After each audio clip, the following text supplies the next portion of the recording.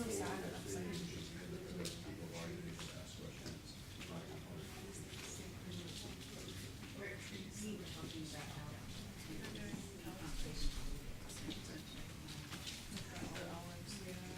And the same thing where they're taking the religious and yes. This tends to be a discussion over including human things. it's just the same thing. Yeah, just to note, I saw that it says that Kathleen is going to use a picture of her, but I confirmed with her and she said I need a projector. Okay. Yeah. What do you have? Yeah.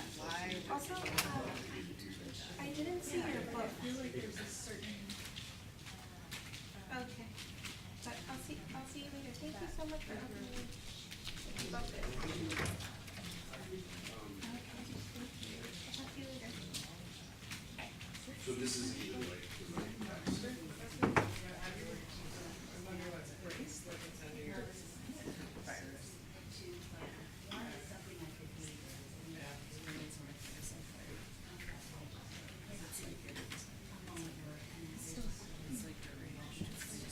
Hello. Yeah,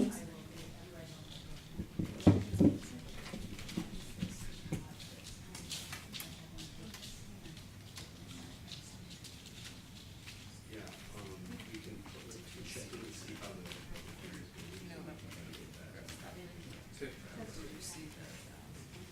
Testing.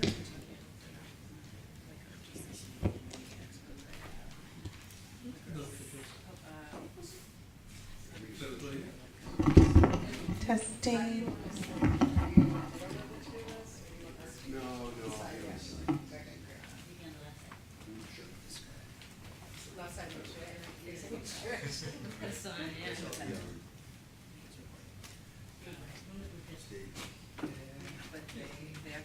Did you solve your technical?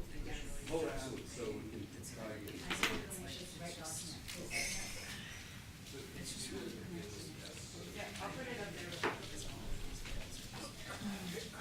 And it's part of the same veil. And they basically just like, it's like it's not very long, it's only but it's Hey you. very descriptive. How's it going? They know you do this and why. I mean, basically you're just talking to your friend. Exactly. Just like talking to your friend in front of like other people. I know. She came with notes and things. I'm like, oh. I have my wallet. One person that knows and not just your structure. Exactly. That's all I need. That's why I rely on other people having more structure than me. Still boxing it. How's it going? I went to New Mexico for a week and I took a weaving class. What was it like? Weaving like how? Weaving on a loom, which is like a super professional loom with petals and treadles. Did you learn how to I did. I wove. I was gonna wear it today, but I totally forgot. But I wove a shawl, big, beautiful, like 3-foot long, this wide shawl. You gotta be serious about it because it takes up a lot of room. It took, yeah, I mean, I didn't own it. I took a class, but it took 2 days to dress the loom, Yeah, and like exactly. only 1 day a week. Yeah. I had no idea. It's a serious thing. And like, it's very finicky and it's very cheap. It's the first time I used it, but it was the same thing. It was pattern, but it was actually a lot like trapping. But Yeah. it was wild. It was, I mean, I was like, oh, this is It's actually funny. I've seen looms all across the.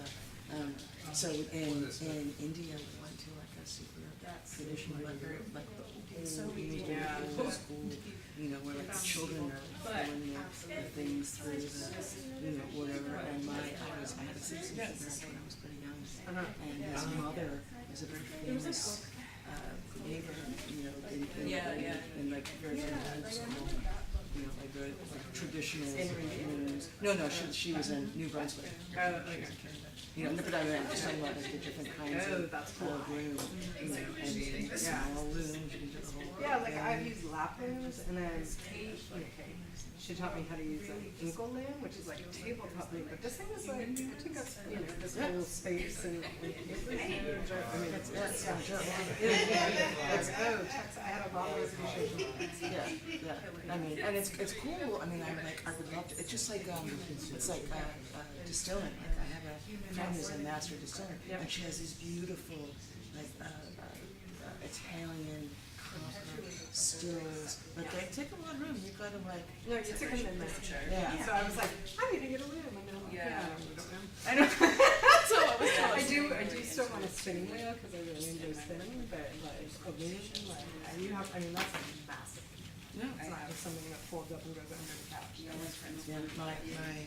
my old roommate who was the first husband, he would like go and buy raw wool, he would like card it, and then spin I it. love that. So I have raw wool that I carded, and then I would do the drop spin over. I mean, what I did love was just the repetitive nature. It was wonderful. Like I did it for my birthday. I took the class, carrying the dog, wandering in New Mexico, and I traveled 8:30 in the morning until 5 o'clock at night. That's all I did. And I just love that. Oh, this is like my sweet little thing. Hi. You know, but it's, you see, you can look at that. Okay.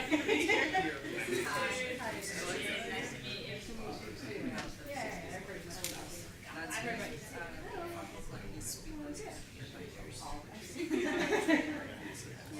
Yeah, I've seen some movies about. You gotta watch that.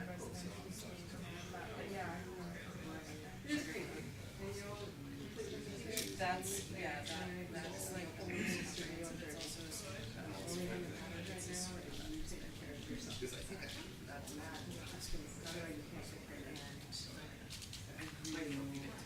Yeah. And then we abandoned them. no, you just gotta see whether or not you can volunteer. Hopefully, she's gonna get there and let me know what dates will all work. So. If I don't get it. It is where it is,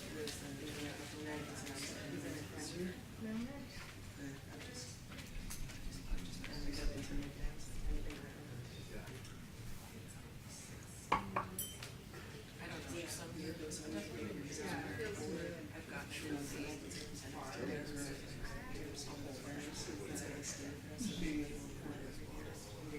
like when it's got business. It's funny because she's doing this stuff.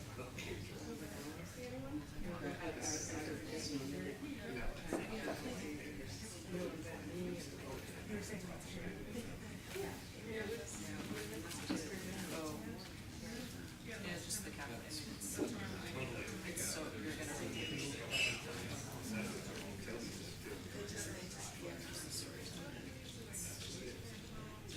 part of it's like that. Yeah.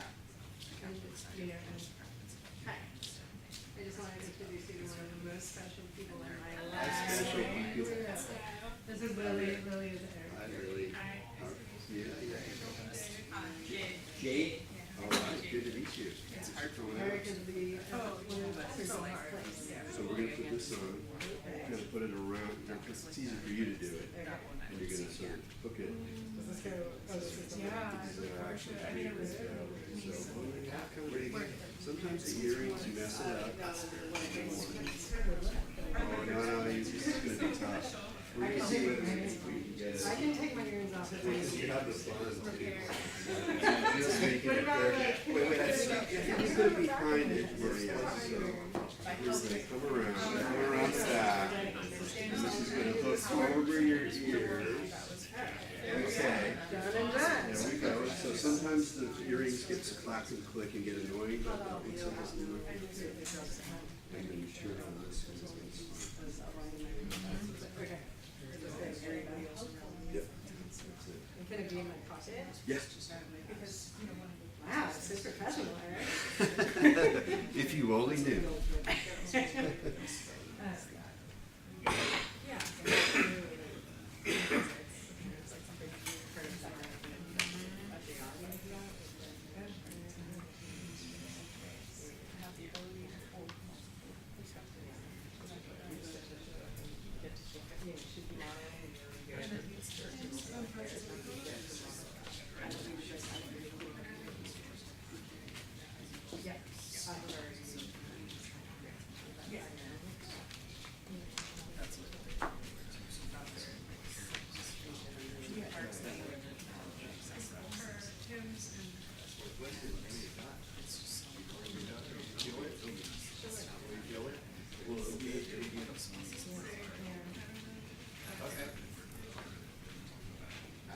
Whatever, yeah.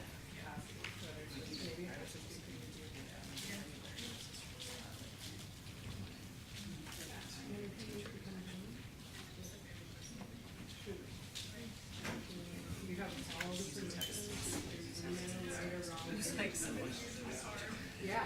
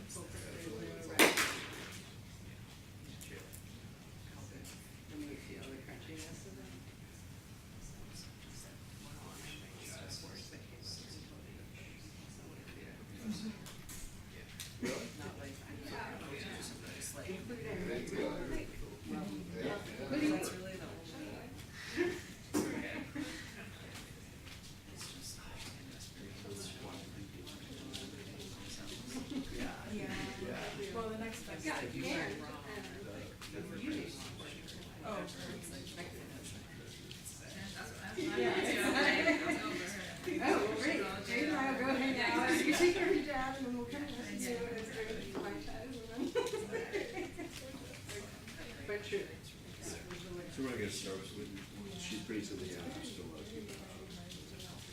I'm not gonna shift to it. Right, I'm gonna let you give me your final thing with that.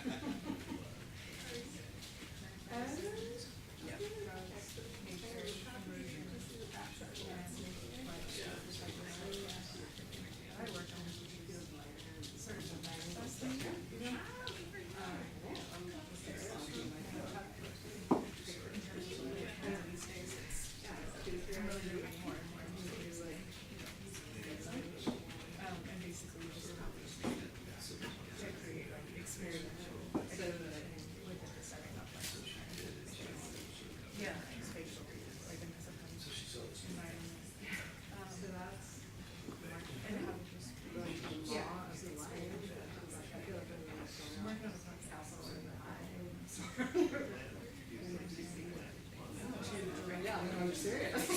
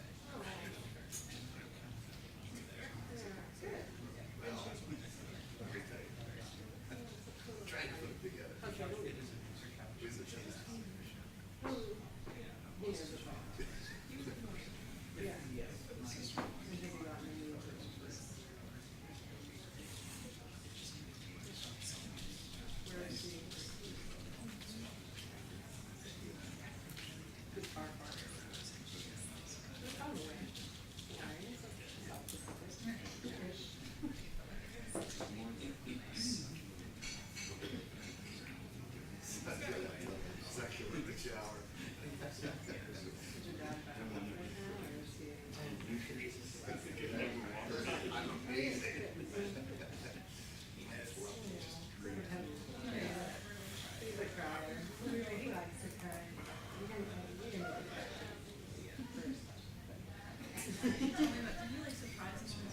Yeah. In a big box. Yeah.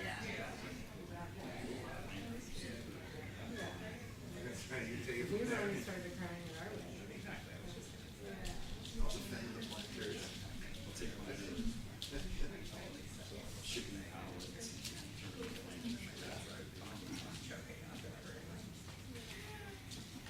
Are we getting ready? Kat, let me introduce you to super special person. We got a few minutes. And this is Jade. When Chrissy shows up, it's over.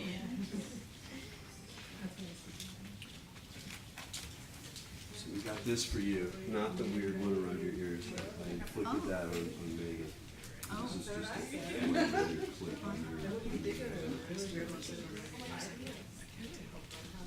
Luckily, you don't have to do it.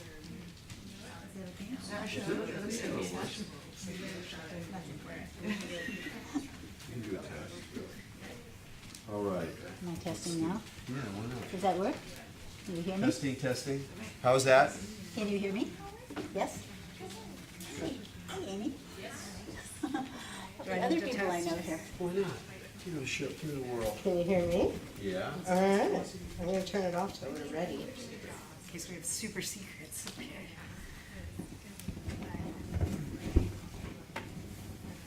Yeah. All right. It is a little chilly. We can turn up the heat.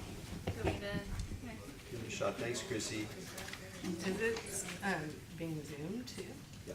Okay.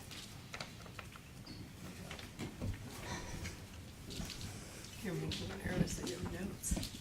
No, it will be fine. Got nothing.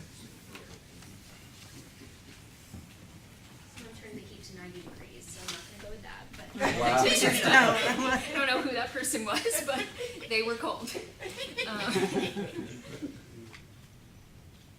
You ready? Should I do a few quick announcements? Yeah, please Are do. we ready to get going? I think we'll have a few more people trickling in, so we're gonna leave the door open just for a minute or two, but welcome to the Olympic. It's really great to be here with you all and with our wonderful panel today. I'm really excited. If you aren't familiar with us, please sign up for our newsletter. It's just the best way to figure out what's happening here. I think it's berkeleyolympic.org/contact. You can find all the information there. So I'm just going to talk about two events that we have coming up. Luckily, the first event I was going to talk about is Practice Circle from 2 to 4 p.m. this Saturday with Jennifer and Erik, who are right here. Erik, do you want to say something about what that will be? We do the please. practice circle just like maybe like 4 times a year, and what it does is it tries to address something that my wife Jennifer and I have long found to be a great absence in the kind of world of spiritual seeking and all these different practices and meditation and yoga and blah blah blah, which is to just talk about practice. Like, what does it mean to have a practice? To when you fall out of love with the practice, should you force yourself to do the practice? You have too many practices. You don't have a practice. You want a practice. Do you need a practice? It's a really important thing that everybody's wrestling with on some level, whether you think of it in terms of spiritual life or in terms of your art practice, just practicing being a human being. I mean, it's a very, very rich term that we use a lot, but we don't always really reflect on it. And we've had a great time on this. I think this is our 4th one and 5th one. And so we're just inviting people in to come in and have a conversation about what does it mean, how do we practice with practicing. So it's fun. Amazing. So please come 2 to 4 p.m. 2 to 4 p.m. on Saturday. And then there's just one other event that I wanted to talk about, which is we normally don't have meditation on Mondays. We have a traveling rogue friend of Michael Taft's who will be here Monday night from 6 to 8. And he's going to be doing, his name is Weiston, I think, do you know? Yeah. But he seems really incredibly gifted. He has a lot of experience in Theravada and Zen, a lot of different traditions, but it'll be very non-dual based heart practices with a Q&A. So I think that will be fabulous, and that's on a Monday night. And I think other than that, just very briefly, we have a really good deal on rentals during the daytime here. So if you or anyone you know, groups you're a part of, are looking for a space during the day, anytime before 5 p.m. on weekdays, give us a shout. And look, we have a 50% off discount right now. And plenty of availability at that time. I think that's it. Great. So is this stream, are we going? Are we live? I think we're live. All right. Hello, everyone in internet land, everyone in meat space land. Welcome to this evening. I'm very, very excited about this and really happy to be here, and very happy that these two wonderful women decided to get on stage and have a conversation with me.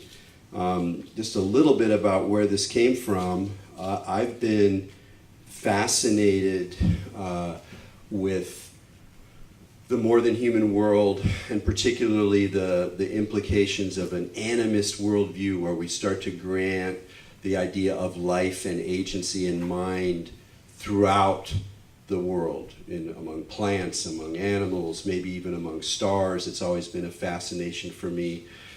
Stuff I really first discover in science fiction, and go on in studies of mythology and practices of paganism, et cetera, et cetera. But I've mostly been a very urban guy.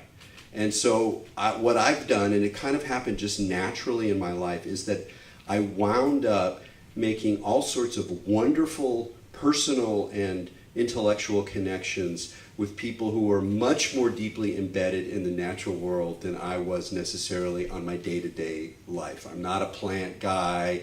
I don't own any animals. I backpack just not that often. I'm not that immersed, but I've been immersed in people who have been immersed. And ethno-botanists and all sorts of characters.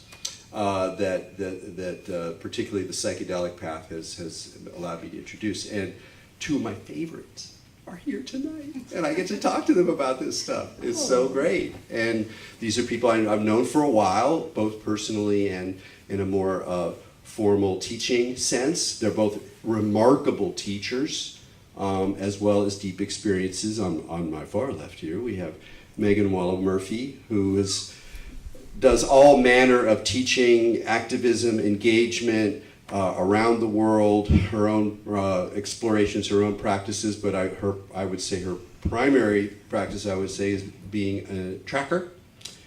Sure. Sounds good.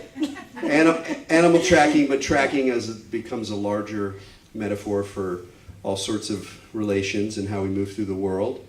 We'll hear more about that. Came away, Jennifer and I were at a remarkable 9-day long immersion through the CalNat program on, what was it even called, what we did? The ocean, what was it called? It's like California University, UC California Naturalist Oceans Intensive. Oceans Intensive. And so it was just like an immersion in all manner of ocean-related science, nature topics, and beautiful blend of science and information and heartfelt approaches to being in the wild and relating to wilderness. And then to my immediate left, someone I'm happy to say is my good friend, Kathleen Harrison, who is an ethno-botanist, a deep plant person. Both of these characters are also Californian, and I think that plays a role in the whole picture, like me. But maybe that's just a little bit of prejudice coming in. Sorry, I won't dwell on it. And Kat is also a remarkable teacher, and we're blessed to have her teach here on occasion at the Alembic, and has a remarkable ability to weave together stories and knowledge and cosmovisions and mythology and practice and gritty details, and is really just a wonderful plant person. So tonight we're really going to be kind of exploring these questions about what does it mean to live in a world that's not centered on human consciousness and human identity and human blah, blah, blah, blah, blah, blah, blah, blah, which we get all the time. Instead, what does it mean to open up into a world that's not only rich and multidimensional and complex and emergent and unknown and complicated, but is alive and in some senses aware and awake and ready for relationship, or at least ready for some kind of encounter.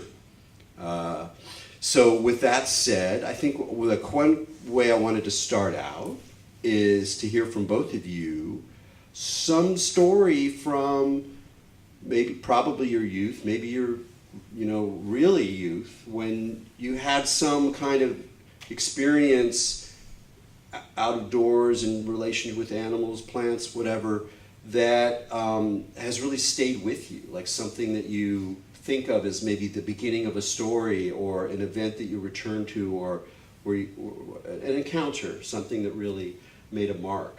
And I suspect there'll be more. So that's where I wanted to start. Want to start, Kat? Shall I start? Okay. Good evening, everyone. Thank you for coming. Can you hear me okay? Yes. Thanks, Erik. That was a nice introduction. And it's been a while since I taught here. I don't know why I feel nervous. I actually made notes tonight. Who knows if I'll look at them, but that means that I am rocking the perennial question, do I know enough to be doing what I'm doing? I think we call that imposter syndrome now. I am proof that you can be nearly 80 and have been doing the same thing for your entire life and still wonder if you know enough to talk to 30 people. So I'm winging it here. I'd say that my immersion in this way of being aware of the awareness that it surrounds us, that surrounded me, began when I was a really young child. And as a few of you know, I was fortunate to grow up pretty much in nature on one of the Channel Islands off Southern California, and with parents who were really embedded in that. So ocean and land, outside the world. No, we didn't own a car. We kids had free reign. Both parents worked, and it was safe and it was wild. And so it was just an amazing immersion in nature and the interactions between nature, between the different aspects of it.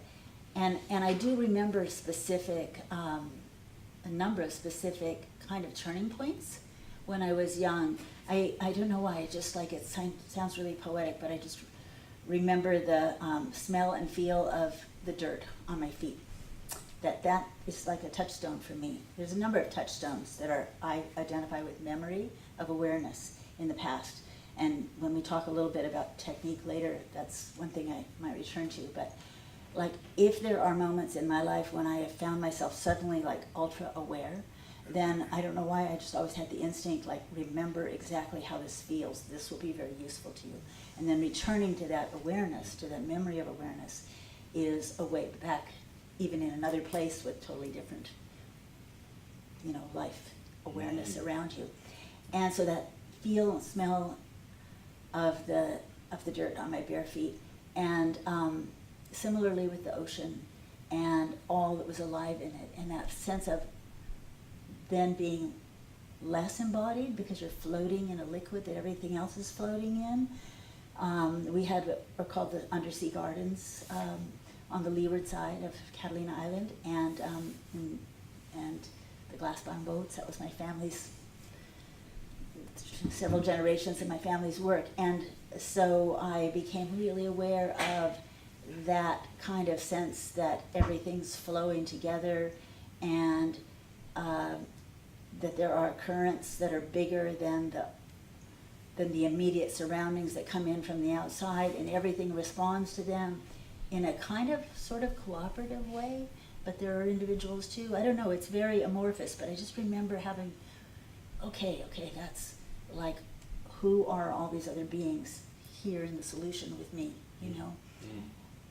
And then I think there are a number of episodes like that going through my childhood, but another was that digging in my grandmother's garden, just making mud pies and stuff, I found an artifact of the Tongva people who had lived on the island for thousands of years and who had been gone completely for about 100 years when the first settlers really, my ancestors settled down there. And to find that object and realize, I knew the kind of stone it was, so I knew where on the island they had quarried the stone and then made the tool, and then that people had held it and that they'd used it. And there it was in my grandmother's garden, and just holding it was just so potent. So that cast me into a long time, you know. Oh, this is just a chapter in a very long story, and I'm in this moment in it. And their awareness is in this place too. So those are just a few points, but of like different ways of being among the, what I see as like the layered awareness of many species. And I think one of the wonderful things, I'll just say this, and I know then this is maybe a good segue for you because you grew up similarly, the smell of the plants in those places, the smell of chaparral, those dry Rocky Mountains that are the Santa Monica Mountains and the Southern California Mountains and those Channel Islands. So much of the life of the plants is in the air. It's aromatic all the time, much more than in a wet place where the plants don't exude so much. And I think that when you can smell all the plants all the time, they're really closer to, you know, you're aware of them more on an unconscious level, and then maybe on an unconscious level if you get there. Yeah, wonderful. Yeah, well, thanks everybody for inviting me here and the good support of the Alembic. And it's my first time here, and so I too am nervous, but mostly because I'm a little bit giddy and humbled to be sitting on stage with Kat, because she's definitely a mentor and someone who I have learned so much from. And I'm like, ooh, I am the imposter up here. I'm like, I definitely don't know as much as she does. So, but with that said, I'm also really honored and excited. Yeah, the plants of I also grew up in Southern California in the Santa Monica Mountains, Topanga Canyon, you know, walking from Oxnard to Griffith Park when you could still drive dirt road Mulholland. And when I decided to move to Northern California, I live in Occidental now, I actually brought a bunch of those plants with me because I was like, I cannot live in this, like, what are these tree things without my plants? So I brought them, they're loving it and hardy and just good medicinals. But I would say, so for me, my parents divorced when I was very young. I was only 3, and my father and his my stepmother, lived in the Topanga Canyon, Dirt Road, Mulholland area, and my mom was in Santa Monica. And it was still a time where, like, one, they were very preoccupied in their drama, so I didn't have a ton of supervision as an only child, and I roamed far and wide in Santa Monica. You know, my mom would be mortified, but we would jump from apartment top building to apartment top building, you know, because we're like, oh, no one's telling us we can't.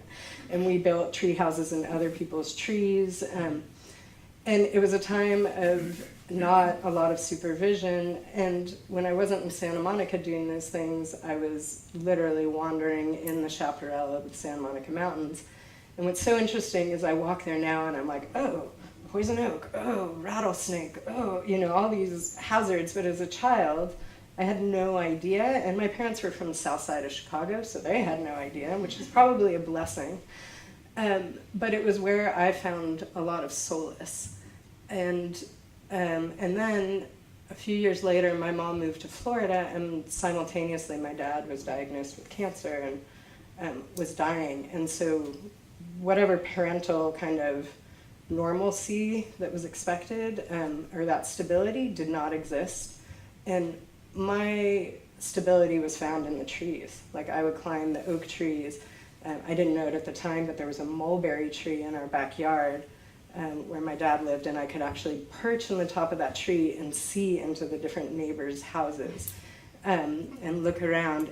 But those trees were always there, and they didn't waver and they didn't move. And I remember just having such deep affinity for those trees. And so I think that was very early on. The more than human world was very consistent and safe. and was my place of security, literally security. And I was thinking, just listening to you, that human element also came in, because when my mom left, she said, I might not be with you, but we are always connected. And as a young child, I didn't actually question that. I was like, oh, well, what does that mean? She's like, oh no, our hearts are always connected. I can always feel you. And I started to take that for granted, that like, oh, you're actually always connected, even if you're not in that physical world. And so I would start to sense in and to start feeling, oh, right, this is a living thing that actually I'm connected to, and the distance didn't matter as much, or that conventional, I'm in front of you, so I must know you kind of way that we're taught. You know, the boundaries of that expanded really far. And she was in Florida, and I was in California. And so probably to stop my heart from breaking, I had to trust that. You know, it was that, whether it was magical thinking or not, I don't know, but it has since proven out over and over and over again in my life that we are all connected, and that I often am feeling and leaning into things that might not be explainable, but then, you know, your friend calls you as you're thinking about them and you haven't talked to them in a year. Or, you know, that's just the most basic example. So I think I was open to that very young. And my mom, she was an exceptional woman, and she had moved to Florida and was like the only white woman teaching in an all-black college.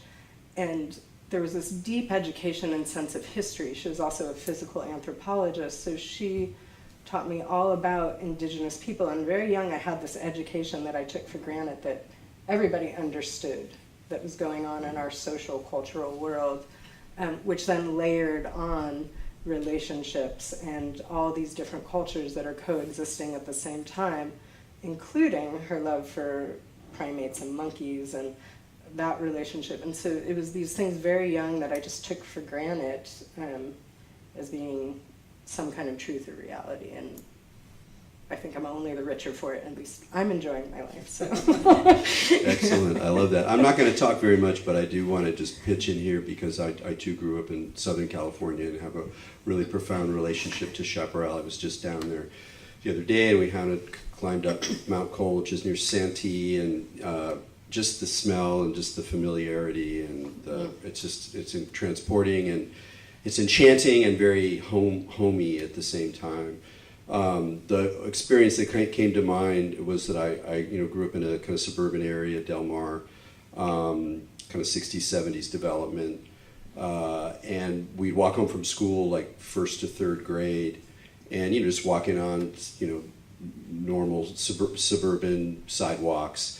And then there was a canyon, which was pretty small, but like we were little kids, so it was bigger than we thought, and we'd go down in the canyon and go up on the other side and then continue our way to home, or at least I would do that with my friends and live nearby.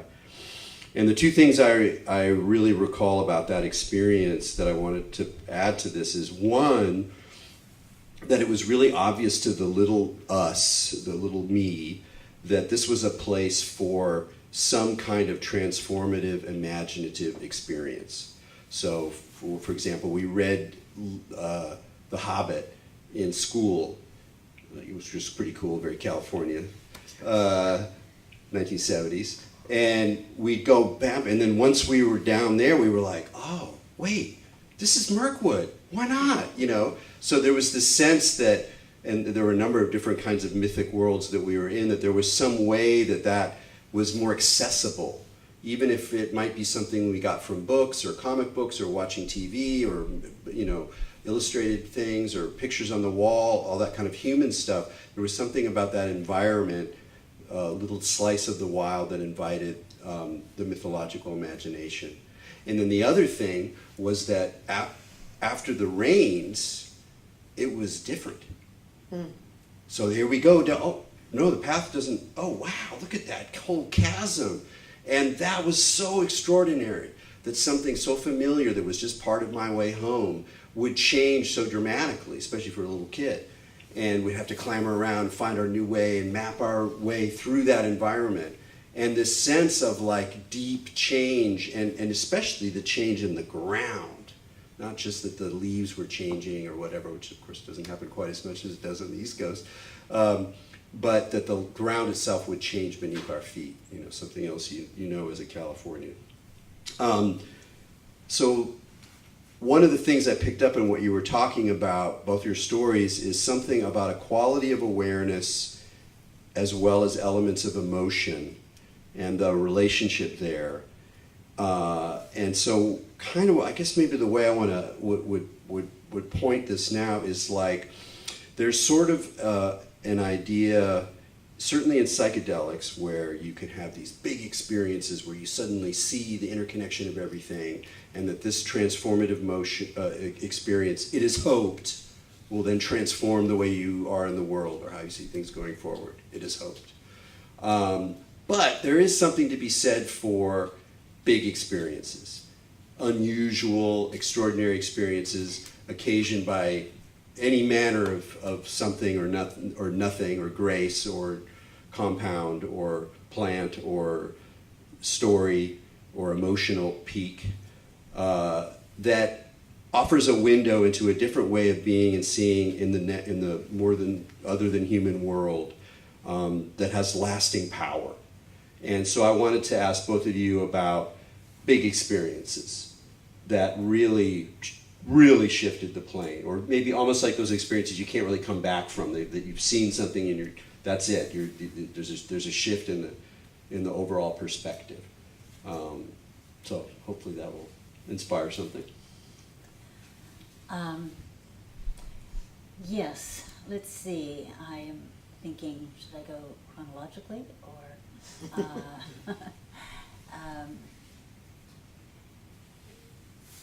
I'm aware of, and we talked about it earlier, but I'm also aware just from teaching here and the kinds of questions that come up of wanting to impart something about like how one has experiences like this, and how one cultivates a relationship to the unseen and to the other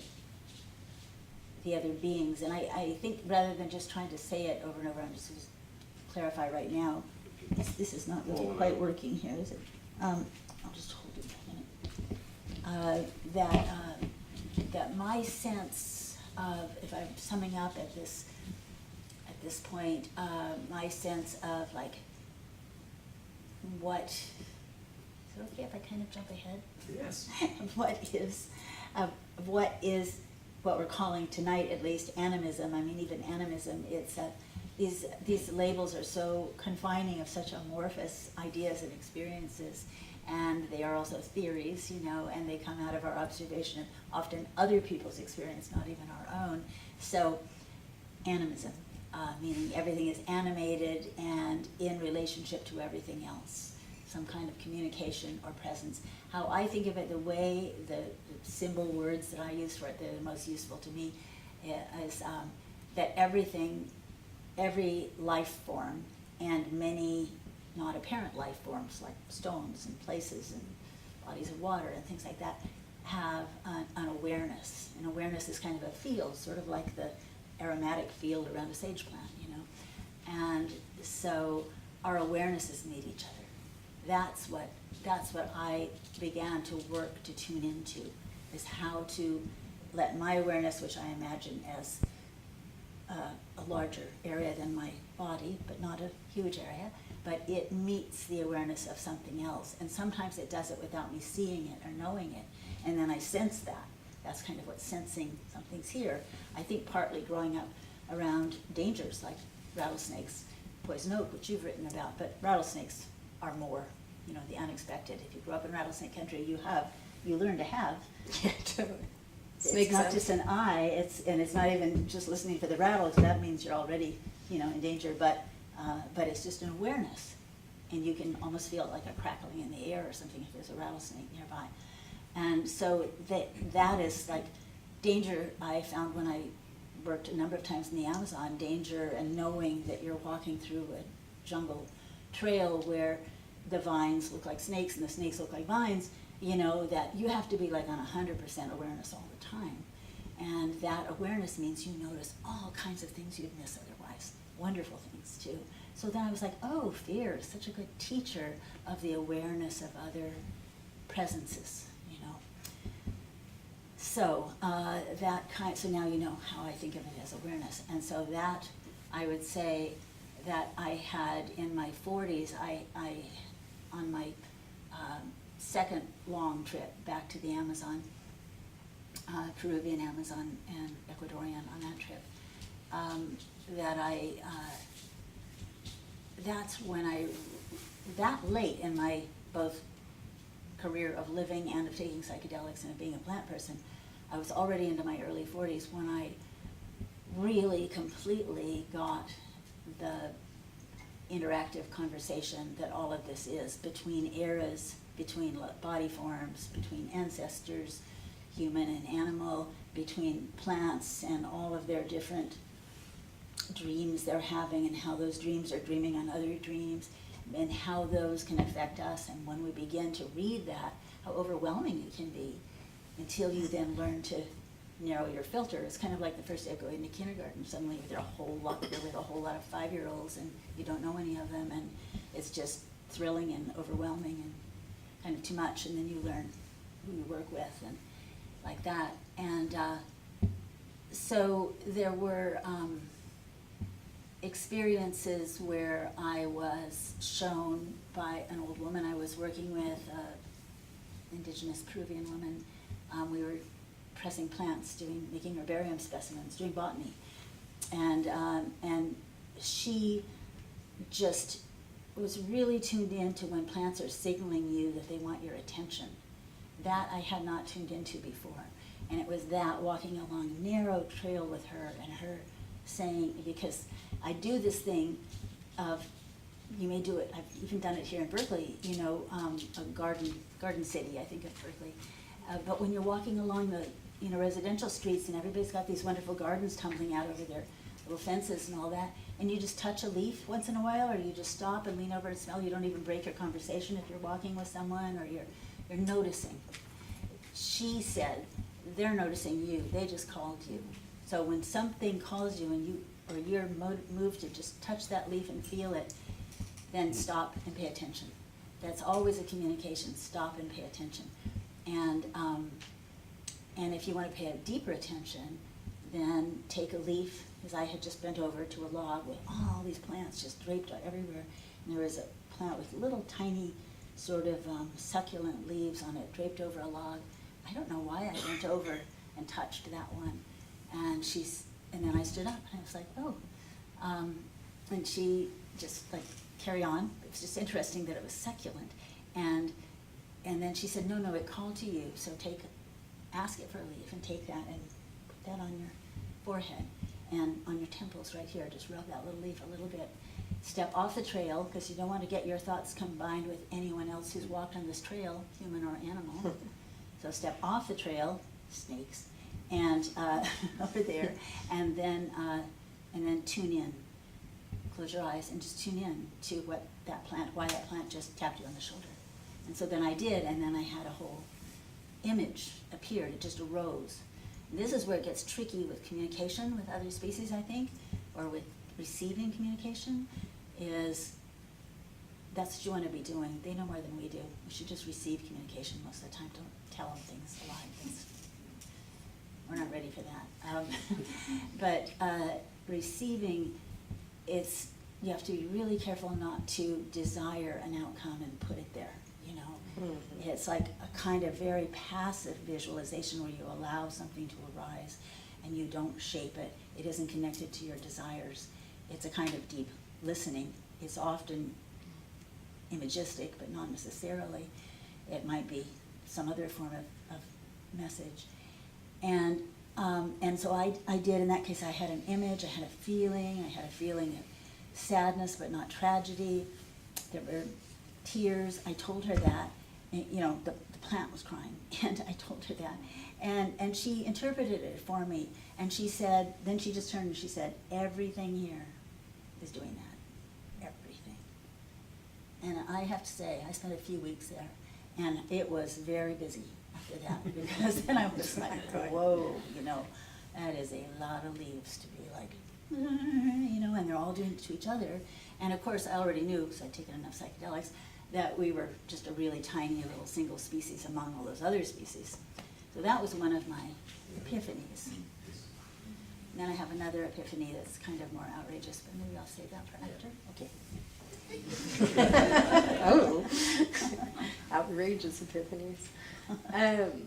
You know, just listening to Kat, I'm struck by, even in my own experiences of traveling and the great gift of learning from many indigenous cultures, including my own ancestral cultures, how similar the teachings and the wisdom are. Like, I have had elders say, shh, stop, they're just talking to you, it's not a big deal, you know, and it's kind of the baseline, and the way in which you can open that communication seems to be the same all around the world, regardless of where you happen to be. So that is just part of what came to me.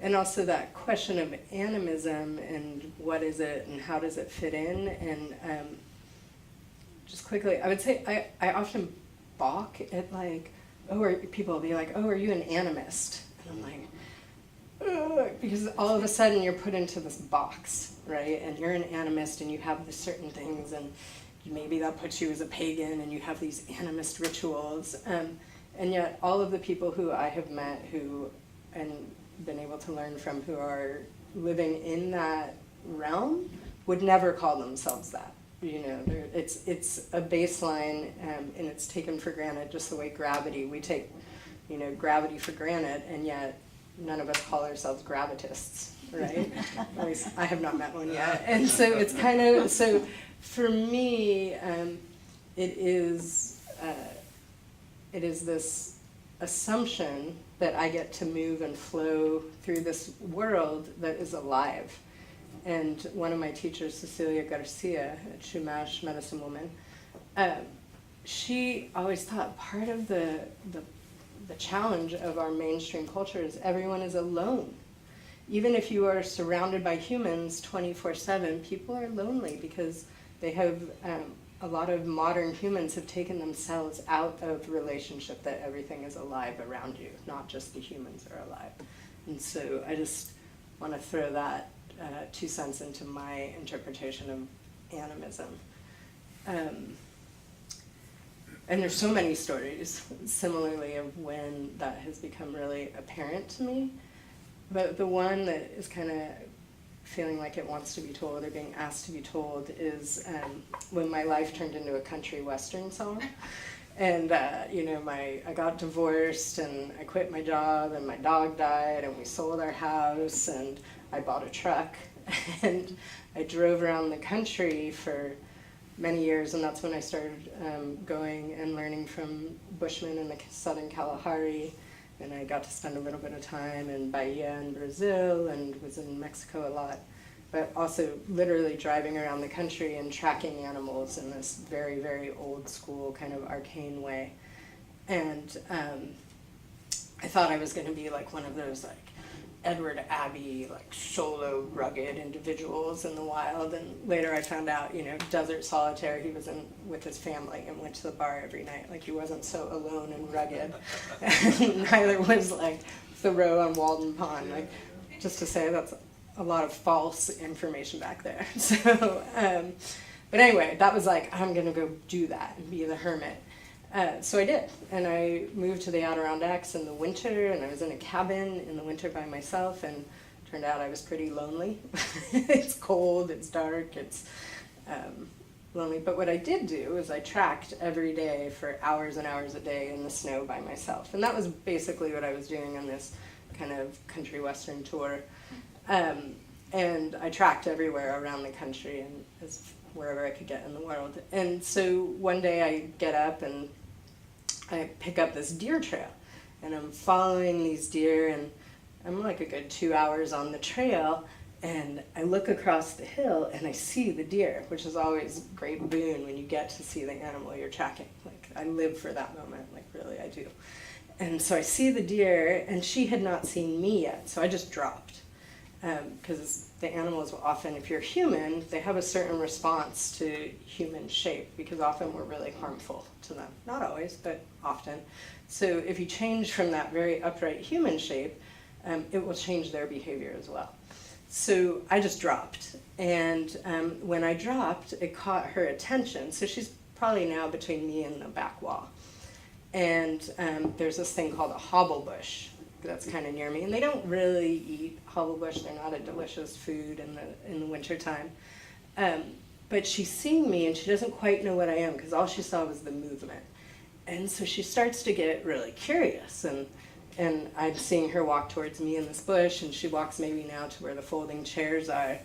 And I'm like, whoa, what's about to happen, right? Like, she's coming towards me. And so I'm like, I wonder what she'll do if she thinks I'm eating this bush. So I kind of put my shoulder kind of shielding this bush, and I start to pretend to eat it. And they have great hearing, right? They've got those big old ears. So I'm like, and I pretend to like be, and she can hear me for sure. And, did that just mess everything up? So I start pretending, and she comes up to just about where you're sitting, and she's looking to see what I'm eating. And she kind of puts her head over my right shoulder, but I block her again. And I won't let her see this bush.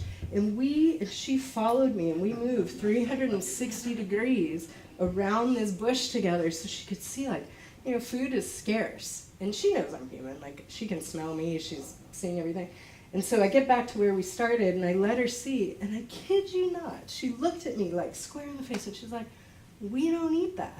And she's like, I don't know what you're doing. And then she just literally just walked away. And I was like, oh, right. There's this whole other way to be in relationship. I don't have to stand back and like take pictures or draw or be all, what's the behavior doing? Let me count how many times the ear flicks, which I have a science background, and it is valuable information, and I don't have to shoot her. And I have a hunting license, right? So like I'm in that kind of funny world.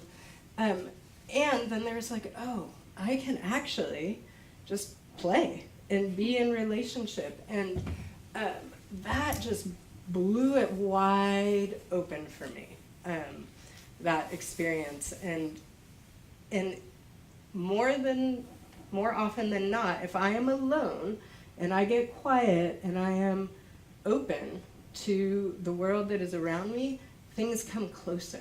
They're curious. They want to know. Like, they're like, oh, you kind of look like a human, but you're definitely not acting like a human. So what is this? And there is this old memory in my own body that kicks in. Like, I know how to do this, right? I know how to be in relationship. And they, whoever they may be, whether it's the plants or animals or fungus or whomever is talking to you in your world at that time, they know how to find you then, right? Because it's not cluttered with whatever dogma has been imprinted on you to not be your authentic self.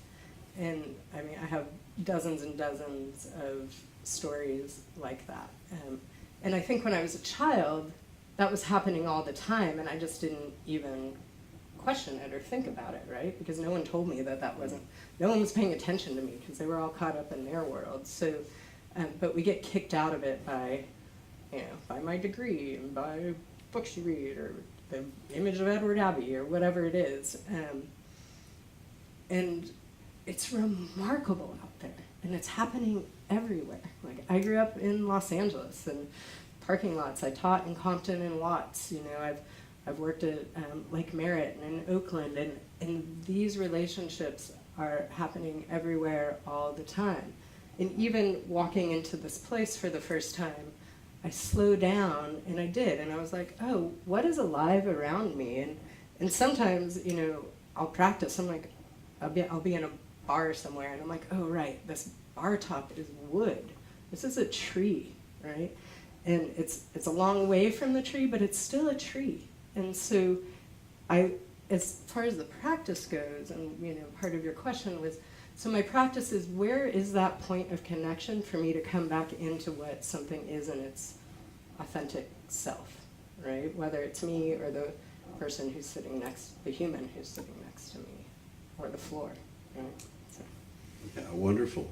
Yeah, it's worth reflecting a little bit on the term animism.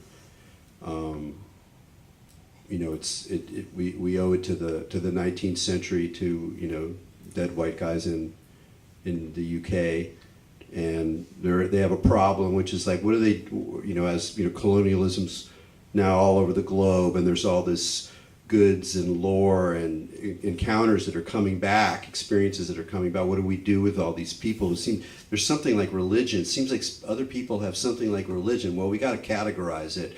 So we'll call it animism when you believe in that there's spirits everywhere, right? And then they put this in a sequence. So first you go through the animist phase, and then there's the religious phase where things are more like Christianity, and then we get to science, which is what we are.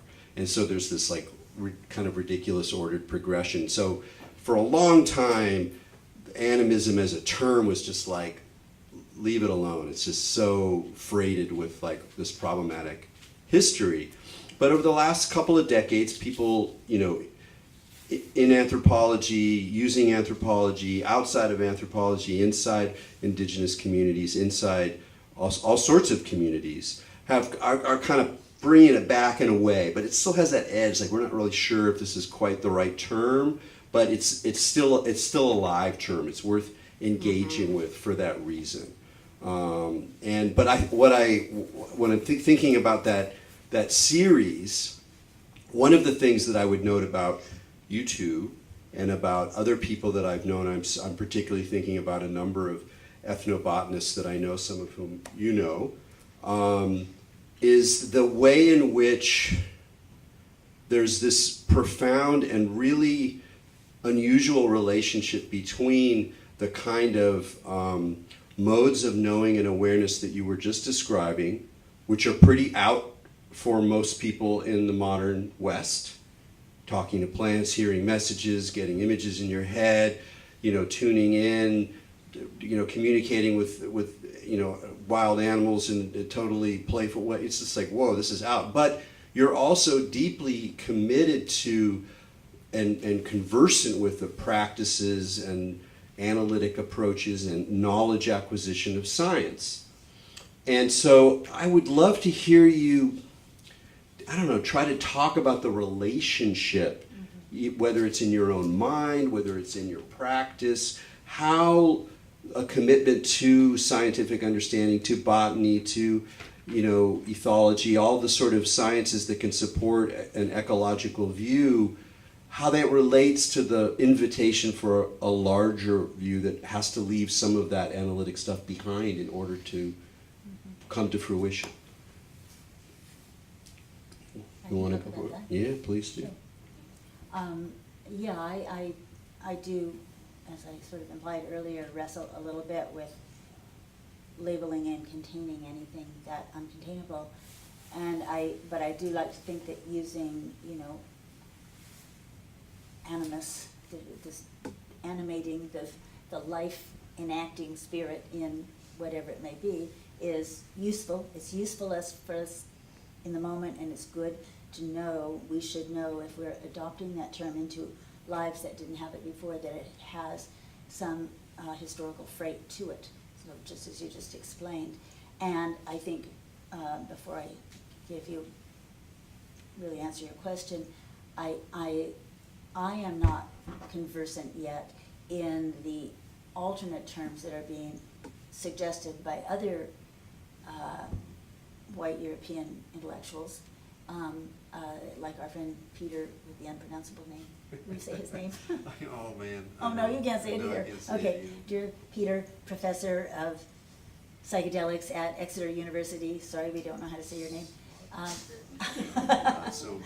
But he Slaughter Hughes. yes, it's hyphenated and they're both unpronounceable. But anyway, he says that he prefers and has, I think, a very well-developed argument for using the term panpsychism, because that is what he thinks, and he has evidence and people behind him, is really going on. But as I understand it, and I don't understand it very well, so I'm just sort of sprinkling this out here, and you can look it up if you'd like to pursue it more, that panpsychism is the belief, the assertion that there is consciousness in everything. That it is not so, like, packaged into beings or into species, and that animism implies that things are either inanimate or they're animate, and the animate will be plants and animals and fungi and humans as a kind of animal, but it might also be a particular boulder up there in Tilden Park, or there could be elemental parts of the world that are animated as well. That part gets fuzzier. I think that it gets complicated for me to think about, and I do want to do more study on this for sure, when I think about like the Polynesian. I've lived in Hawaii a lot, and I've studied Polynesian worldview, and just been on, the volcano and in the ocean and with Hawaiians, and absorbed a lot. And I see that their belief that comes from the whole Pacific migrations. The terms we know are used all the way back over the 4,000 years that they've been crossing the Pacific, island group by island group. They're similar, and the term mana, M-A-N-A with one N, means like the power of awareness, basically, or of historical energy that's embedded in something. So like I keep thinking about it, you mentioned trees and then wood, and I thought of this floor, which I've noticed before, and this looks like it's maple out there. And so that maple floor, well, those were maple trees somewhere, and they grew a seed somewhere, and they had a whole life as maple trees, and probably back in the eastern seaboard somewhere. And then they lived a whole life, and all the winters, and all the weather, and all the, maybe even tapping, who knows, but maybe not that kind of maple. And then they were cut down, and then that wood was stored somewhere, and it was shipped, and then someday somebody decided to build this building, and then they built it.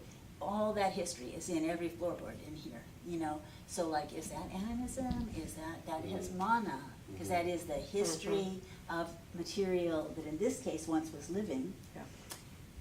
Is panpsychism, how does it fit in with there? So there you just got a big, like, minestrone of definitions that don't quite sort themselves out. But I think what this is, and I will get back to your question, I think, but I think that what's happening in terms of our curiosity, that it's more than curiosity, that we 21st century dominant culture people are struggling to find heart and meaning in the world, in the universe, as I think we all know we are, and that the forms that brought us that or substituted for that, including religion, as we know, have really been dying out for a good century or so,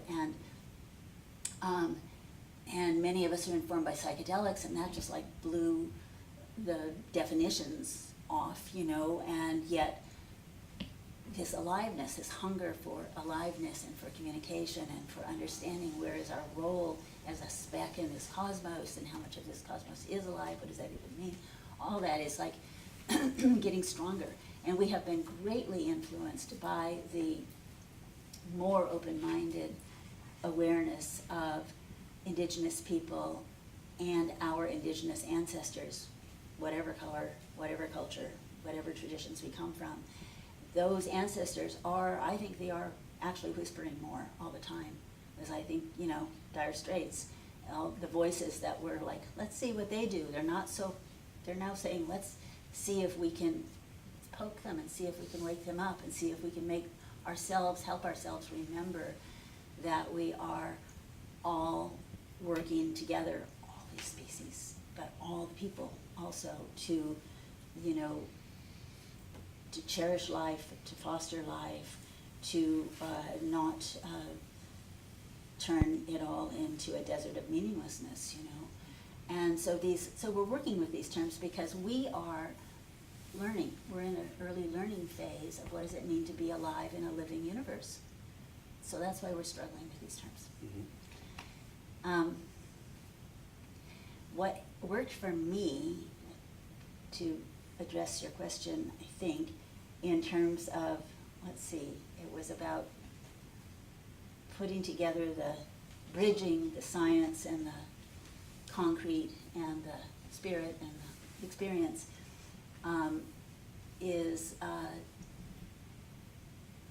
when I was in and out of college as a young traveler. I was more a traveler than I was a student. I was working my way through both.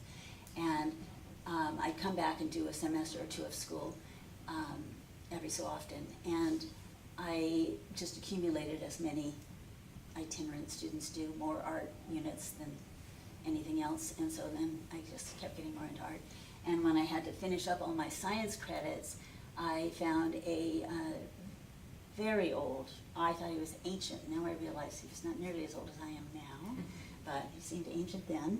I was about 20, and he was a about to retire biologist who had a great fondness for biological illustration, for drawing really perfectly accurate ink drawings of plants and animals. He was really good. And he took me on as like a after-school student, sort of, you know.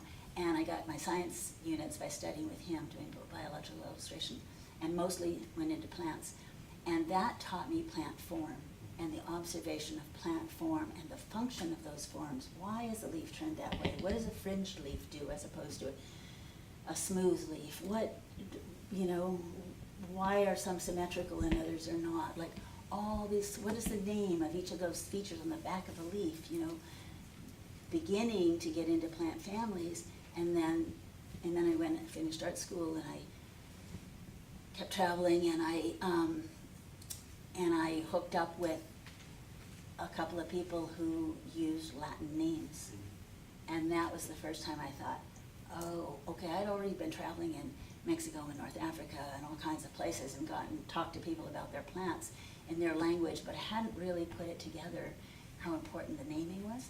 And then I got into Latin and scientific terminology, and I found that really useful. I really encourage people. I think it kind of still is considered part of the empire or something, you know, because, you know, it's true, imperialists came along and laid a system of naming over all the taxonomies of the world. Every culture, every tribe on the planet of humans has had a language for their plants and animals that are perfectly 100%. tuned into their worldview. Yep. And in fact are the way altogether that language describes their worldview. That's exactly what it's doing. A language is a taxonomy of what you think is real, you know.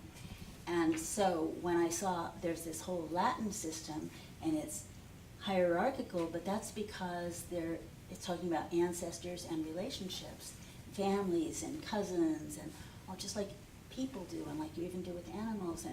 And then I started to learn folk taxonomies as I began studying more and more in Mexico and in Latin America and in Hawaii, and I understood how it was the overlap and difference between two taxonomies that was really, really informative to me. The gap between them. They were similar in many ways and different in key ways also. And that told me how those people, not my birth culture, saw the world. And if they saw the world in that way, if they named things in that way and they're naming those relationships between things that I didn't see as related, then that allowed me to extrapolate into how they saw the world. And then I just became a student of worldview, really. And so then I've carried on from there. That's enough about that. Just one comment on there. One way that some people talk about, some anthropologists talk about animism, is they talk about the grammar of animism. That one way of immediately kind of tapping into what that different worldview might be is through language. And a very, very simple, almost almost kindergarten example is from someone that is known to some of us named Fletcher Tucker, and he leads these wilderness trips or backpack trips, and he's very much informed both by botany and deep knowledge of the places, but as well as a kind of animist attitude. And you're like me, you're from the city, you don't know, oh, what's that cool? And you go like, you pull it, you point at a flower and you go, what is that? And he gives you this little look, kind of like a grade school teacher, and he goes, who is that? And in a way, it's just kind of a goofy move, but by the end of the time, everyone's doing that, and it's a shift. It's a shift. It changes, even on that very simple level. So I just love that riff on language. Tell me about some science. You deep. I am deep in the science world, and I work a lot in conservation, and have some letters behind. I actually have a master's in fine arts, but I have some science letters too, and it's just not a problem for me. I don't see them as mutually exclusive of each other, and in fact, I would say for this conversation, this world of animism and this grammar of animism is actually the precursor to science. There's a really great book called The Art of Tracking in Science, and it really breaks down how the scientific hypothesis comes from our ability to track, because the reality is you saw a track on the ground and you quickly were like, oh, let's say it's a deer track, so you're in your mind, you're like, deer. And then you start to learn, well, if a deer track is facing this way, it's going that way. And so you get to test that hypothesis, because eventually you'll catch up with the deer. Or if that's not the way it's going, because it was going the other way, you don't ever find the deer and you go hungry, right? And so as you start to track more and more, you're working on these dual planes of reading a lot of cues, and your senses are on, and you're smelling, you're hearing. I cannot be in my monkey mind when I am tracking, because if I can, I literally can't see anything around me. I'm already, I'm too invested in like, is it going that way? But my brain is thinking like, oh, the deer is here, and I'm synthesizing like, oh, what are deer doing at this time of day, right? Oh, they're probably foraging because it's a cool evening, and where's the food then? Where are they foraging at this time? And so then I'm just pushing my assumptions, right? And often, because also often I get really objective feedback. The deer is there or the deer is not, or the tracks are there or the tracks are not. And that is, it's really practical. Like for me, all of these things that Kat and I are talking about, the communication with the plants, the smells, the images, are based in survival, right? Which is a really deeply practical thing to know how to do. And so if I only live in the spiritual communication, then you miss out on your food and water and what is poisonous and what is not. I just realized it's quite warm in here. It's really Can we turn the heat down or open some things? I'm like, sorry. And so I don't find that idea of quote unquote fact or practicality or based on evidence problematic at all with things being alive. Like you have lighter colored hair than this person does, right? That is what we're both observing. And but you're also both alive and have your own personalities. I think it becomes a problem when we're only living in that quantitative, factual, statistical world. Like, this is so, and it can only be so because these numbers tell me so.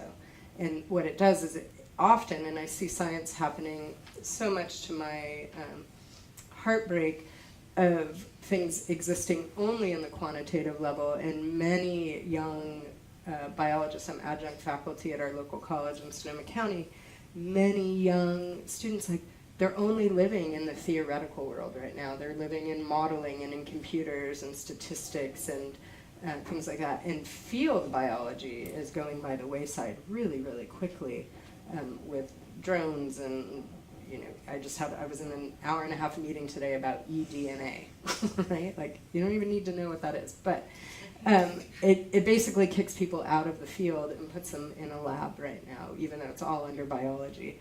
And so I think where it becomes confounding is when it's one or the other, where if you're only in this, as Kat actually alluded to in one of the first questions you asked, like the discernment of when you get the image or when you get the communication from the more than human world it's really easy to twist it and animate it in your own bias, right? One of the most important things that I have learned from tracking is discernment. How do I get to tell what's really happening versus what I want to have happen? Everyone wants the big track to be a mountain lion, but 90% of the time it's a big ass dog, right? And but you can really make it a mountain lion if you want to. And so discernment becomes really important. And that goes for science and also your spiritual beliefs. How much of your spiritual beliefs are clouding what you're really experiencing. I know what I really want my husband to be is not honestly who he always is, right? Even though and it doesn't matter how much I force it. So I think that in all of this is the power and the importance of tracking your own internal landscape as well, so that you can understand when you are pushing your own agenda on another living, conscious critter, right? And that happens a lot. The colonizers did a good job at teaching us how to do that, and to push our agenda on everything, ourselves, each other, and certainly the more than human world. Well, so we've been doing this format where I ask one question and each I can answer it. Do you want to ask Kat a question or something, or me? Do you want to? You don't have to. I got more, but I'm just I'm trying to break it up. But I need a minute to think about that. I mean, maybe the audience has questions for you. Well, no, we'll get there soon. But the other thing. I have something immediate right now. Yeah, that's fine. If you got one? No, I said okay. No. I think what I would ask again to both of you, because you've had the opportunity and the blessing, and you've created your own luck in many ways of being able to work with really extraordinary indigenous teachers and plant people, and it's always it's strange. It's a difficult thing to talk about in a lot of ways because so much history and so much projection, and there's a kind of inchoate, often pretty naive kind of projection on the outside of indigenous wisdom is this, if they're even paid attention to. So either people over here just or whatever, that's just old stuff, it doesn't matter anymore. But then there's a whole zone of people who are really projecting, but it's also kind of distorting and creates a lot of kind of problems. I'm not really sure exactly the specific thing that I want to ask, but it has something to do with reflections on your journey of actually creating relationship over time, tutelage over time, learning, being in situations, recognizing the politics of it,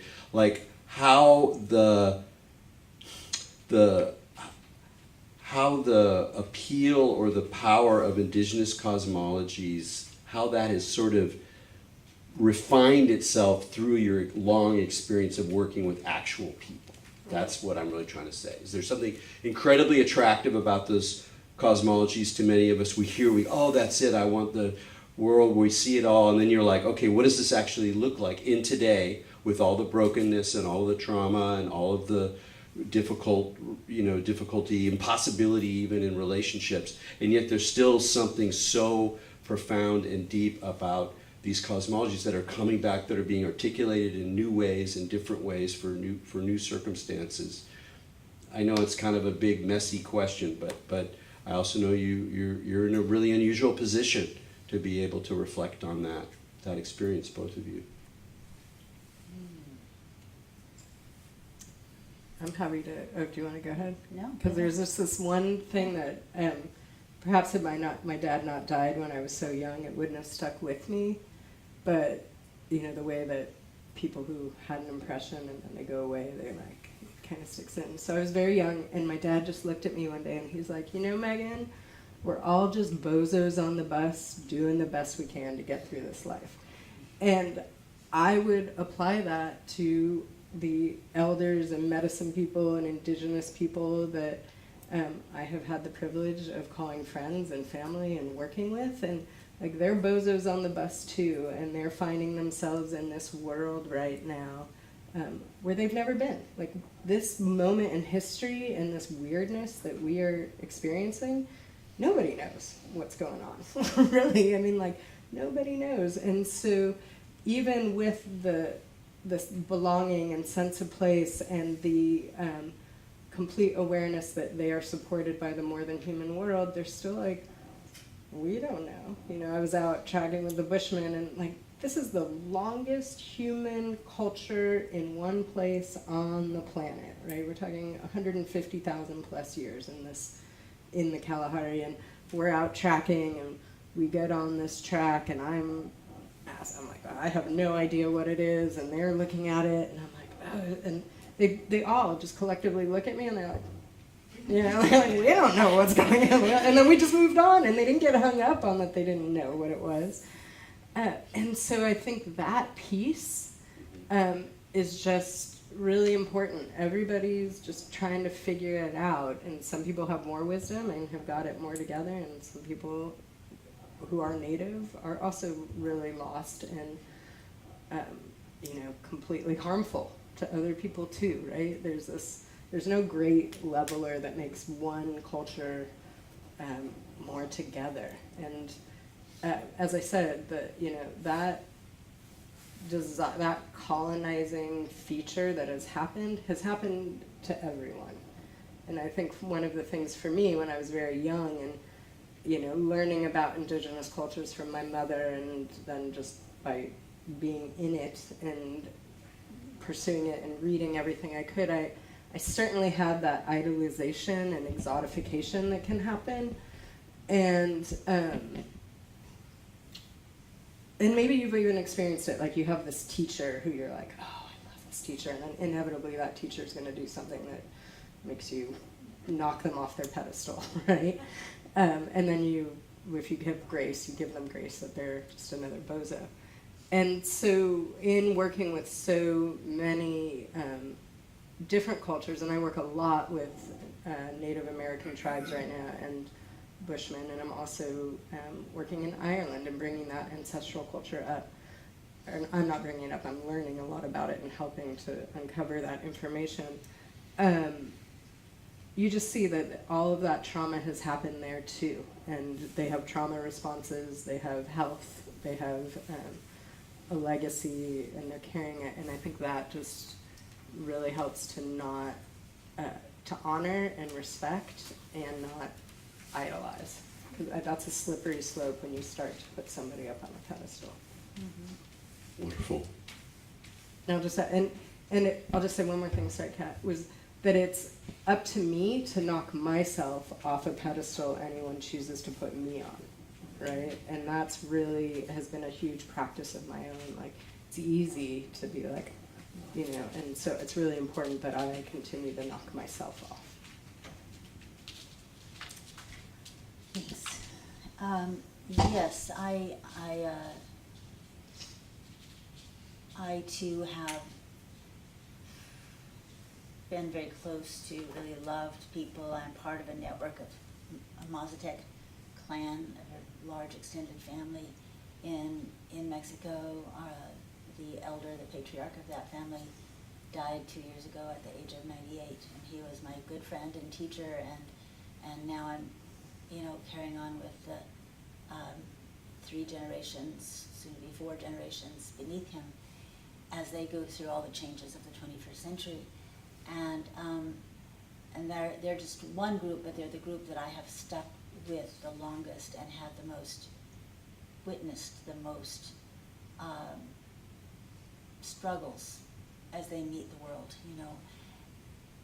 But combining or blending that sort of with Native Californians and Native Hawaiians and Native, you know, Amazonians whom I've gotten to know, gotten glimpses through their worldview that they've shared with me by experience, not by describing, can't do that, but by experience, you know. I would say yes, they are all post-colonial. They are all trying to survive in a world that is not what their ancestors knew for a very long time, and yet it wasn't paradise when their ancestors knew it either. What it was, that is, because it was always changing, always. But what it was that I think we're grasping for is it was for, I believe, all of our ancestors and all of their ancestors, a world in which they knew that there were many forces at work, many invisible forces at work on all levels.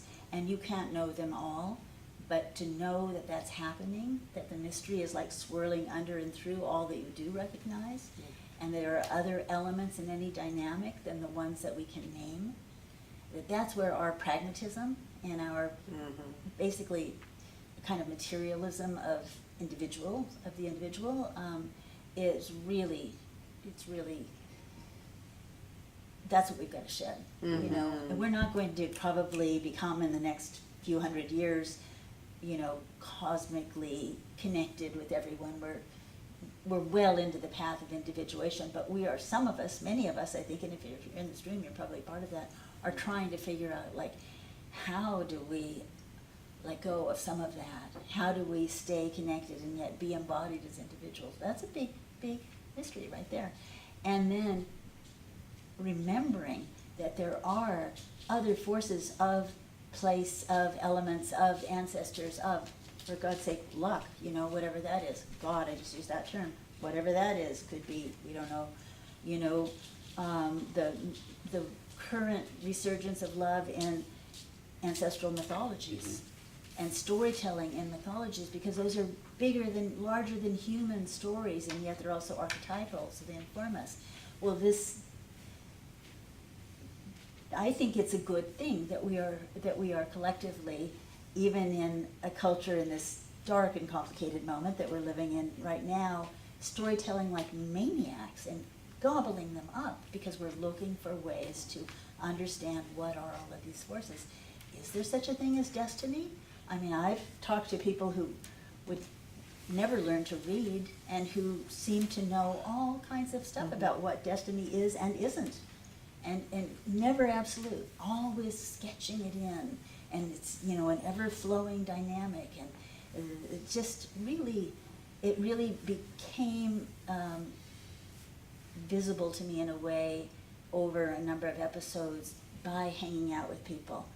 Just not by them teaching, not by even though I did ceremonies with them and, you know, mushrooms or ayahuasca or whatever in different situations, and those were, you know, incredible, but it was more by like a thing just happened, something novel just dropped into the group situation. How do they deal with that? How are we going to deal with that? Is that a danger? Is it a good thing? Is it a bad thing? Are people divided about that? Did it set up instant power? Who owns that thing? You know, or not? What did they call it? And then once it was like passed, how did they analyze that? And sometimes they did. And that is worldview, really, you know. And I've just found that to be so incredibly valuable to be able to, and I know not everyone can go do field work, and it can never be the 1960s or the 70s again either, you know, but we can exchange stories, and we can have embedded nature experiences, and we can really examine ourselves for our own inner boundaries that assess and judge other worldviews. Wonderful, thank you. Well, I think we've come to the Q&A portion of the evening, so I'm going to become the roving mic man. I'm sure there's going to be some questions out there. And if you come up with a question for each other, please throw it into the mix, but no pressure. Anybody's got a question? Throw it up there. Come on. Nothing? There we go. My man.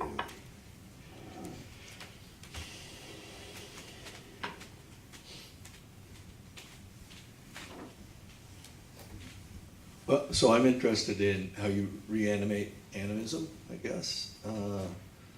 When I was an undergraduate, you know, centuries ago, I had to be a major in something, so I picked psychology, and I walk into a course, and it's B.F. Skinner, who says, well, we used to assume trees and locations had personalities, and we had to depersonalize that in order to progress, so we need to depersonalize persons in order to progress in psychology, and I'm waiting for somebody to say, that's the stupidest thing I've ever heard.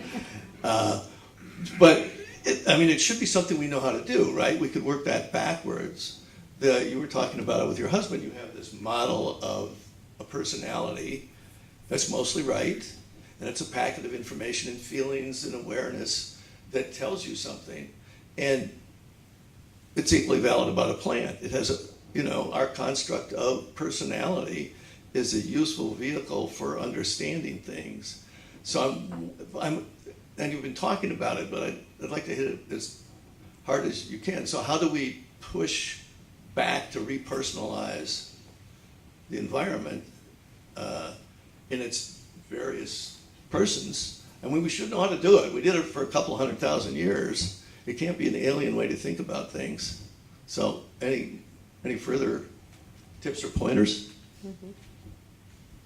Do you want to go ahead? Or? I will briefly, and then you want to say something? Sure. Okay, I think that trying to keep this like somewhat succinct, I think that it's not a verbal or verbalizable exactly process. It's an all senses process. But here's just a very grounded, literally grounded technique that I use, that I discovered because I got a crush on a plant that I didn't know well yet. And I don't know why it really called me, but it made me feel good. And I wanted to be like the plant. That's what I felt. That was my motivation. So that was like not a verbal thing, And so then it's a plant that grows up here. It's now become very well known and popular. It's our native mugwort here, not the European mugwort, but that has its own also wonderful properties. But the native Artemisia deglasiana here in Northern California and Central California. And so this is many years ago, and I teaching myself to do kind of what you're saying, I thought just go completely nonverbal. What does that mean if I want to be like that plant?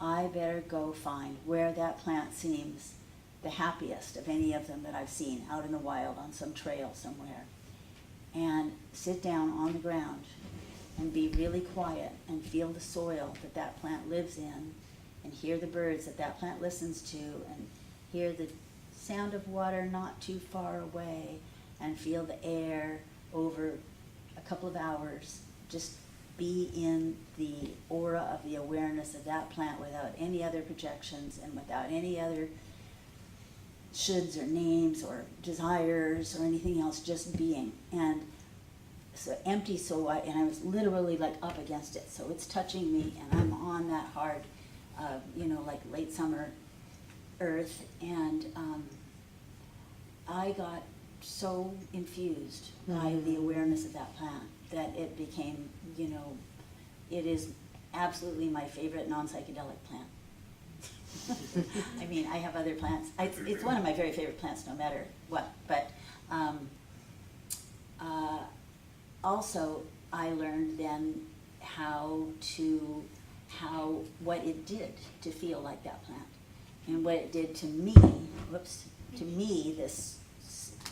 This kind of bottled awareness of the plant was really, really really grounded me, just like that experience of sitting there being that plant, and yet that the scent cleared my mind. Everything just went up, cleared this way, So very mind clearing and very grounding at the same time, which meant open channel, and that scent, to this day, even just talking about the plant, thinking of the scent, I get the same effect. It grounds me, and it opens my mind, and the cap of worries and congestion that we carry, goes away. And so I used the plant. I brought wild ones and planted them on the edge of my little property. It's an edge plant. It doesn't like to be the center of attention. It doesn't like to be out in the middle. And I always grow it. I harvest it every year. I have sometimes brought it to classes. I dry it, and I use it as a smudge sometimes. But mostly I just either think of it or I just touch it growing or dry, I just touch it and release just that little bit of aroma, and it does the trick. So that is something it's doing to me, but it is doing it to me because I have experienced being that plant. I hope that that's helpful. You can do that. You could each do that. I would suggest doing it alone. It's not really a group activity because, you know, we have our own auras and all that, but right out there in Tilden Park, I just think is a fantastic place. I mean, the botanical gardens right here are amazing too, but I've had profound experiences in Tilden, and I bet a lot of other people do too. If you had a little, like, you know, Google map of profound experiences in the East Bay, just I've in the had a East profound Bay. experience That would be a really cool map. Right, right? And if you haven't, go there and have one.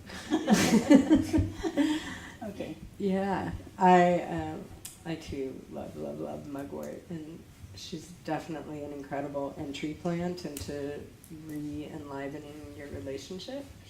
Yeah, and around the world, that plant, All the Artemisias. yeah, are just equally revered and found all over. But very similar, and one thing that Kat said, and one thing that I do with all my students, and Fur and Erik just over 10 days did it, is pretty much go and sit still outside every day for as long as you can. And it is profound what will happen. Like, I had a sit spot in the same place that I went to at least 4 times a week, if not every day, for 5 years. And go there and just watch and give yourself permission that maybe that sitting down piece is the most important thing you can do. And I think right now, you know, there's a lot of classes on active witnessing and in civil justice work and such, but you get to now actively witness probably the most oppressed species on the planet. It's the more than human world, really, right? Like, if we really want to talk about torture and submission and all of that, it's the more than human world. And so how do you get to go and just listen and watch and be open, and then go tell the story that you're witnessing, right? It's really, as Kat was saying, that importance of story in this whole piece. And so the profundity of sitting still and watching and listening, you know, the birds have a full language that's going on, and it is remarkable what they're saying all the time. Just choose one and see what happens. And it's not a new concept, you know, like Buddha sat under a tree, Moses next to the bush, you know, these are old things way before any organized religion. Like, it's something that has happened everywhere, and all the elders I know sit outside for a long time, and they're quiet. So, and that's the fastest way I know to get in there. And it's not just for the benefit of you, the person who's learning that. It's really for the benefit of all beings, as they say in other kinds of meditation. I mean, if each of us in this room increased our capacity to be aware of the more than human world in these little ways, a little bit every day or every weekend or whatever you could manage, to just like a practice that expands that and that relaxes some of the categorization and judgment that goes with delineation often, then the world, drop by drop, becomes a better place. So we know that, you know, we're in deep trouble in all these ways, but whatever we can do, our little drops in the bucket every day, as well as our activism in whatever ways that we acted out, or our work that is healing of other humans, or whatever other choices we make in the world, that kind of awareness, I think, is part of medicine that the whole planet needs. Wonderful.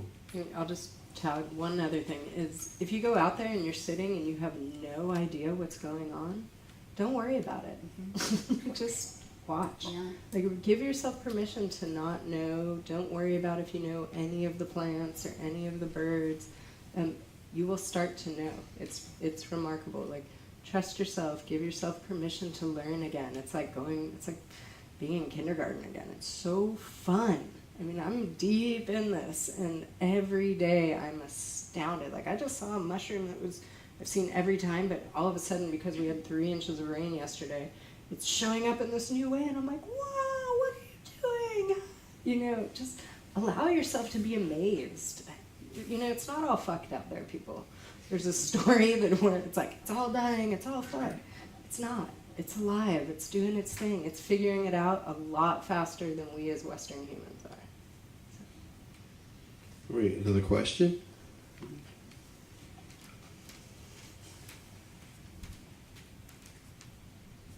I hope this, oh god, that's very loud. I hope this question will be sensible, but I was struck when we were talking about the possibility of panpsychism versus animism and the sort of assumed animate versus inanimate duality. And I guess I'm wondering if we assume something more akin to panpsychism, that everything, every material is somehow imbued with something like aliveness or consciousness. I guess I'm trying to understand how we could consider death. Is there anything that's like an entropic force in the universe? And I was also thinking about the example with like the wooden counter. I mean, is that latent energy? Is that somehow a harm that's being enacted on a living form? I guess I'm just trying to think through what that force is. The last part where you were asking about, like, if you made a counter or a floor out of wood, have you harmed it in some way? Mm-hmm. And so, that is, now I'm referring to how I learned this experience, feeling, concept of mana from Polynesian friends, and I have the sense that in that way of thinking, and I think we can probably even find in our own, each in our own backgrounds, that there's an acceptance that people make things. It's part of what being human is. We got hands. Nothing else really got hands like ours. We have clever brains, we have very useful hands, we're really an ingenious species, we get into all sorts of trouble, and we also do some good things. But therefore, we make things, we make tools, we make objects, we make beauty, we make all kinds of things. And those things are, in this way of seeing, then these things are transformed life forms. They're not dead. They have a story, and this is the form that they have at this moment in their life. And it's okay that we make things. It's okay that they're not a tree anymore, even though if it was a very, very profound tree that brought, solace to hundreds of people, then you wouldn't want to cut it down to make spoons, right? But there are trees that you would ask, may we make spoons from you? And then you could make 200 spoons, and it would be a tree that you watched grow and you spoke to, and those spoons have the mana of that whole relationship, and the spoon maker and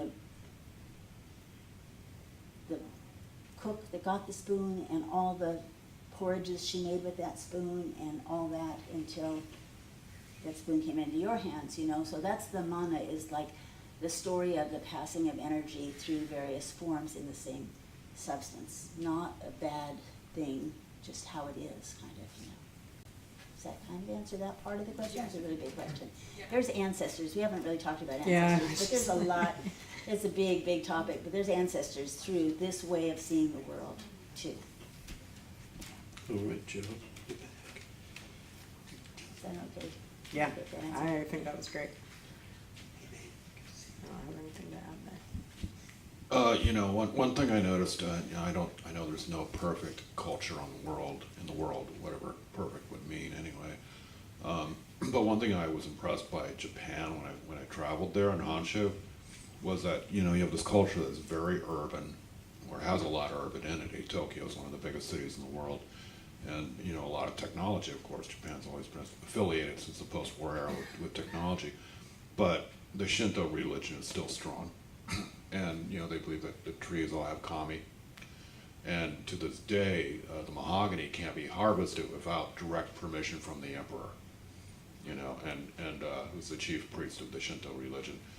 And I found that very interesting. And I think, I've also practiced Zazen, and that is Japanese, a form of Zen practice. And I think you can have a very urban, noisy world that's very complex and difficult to understand, and there aren't techniques for, you know, understanding or feeling the natural world. I mean, here in the Bay Area, I mean, you could be in downtown Oakland, but within a half hour, if you have a vehicle or a bicycle, you could be in a green zone. And there's still some, I guess I would call them in the East Coast, primeval redwood forests still here in the hills.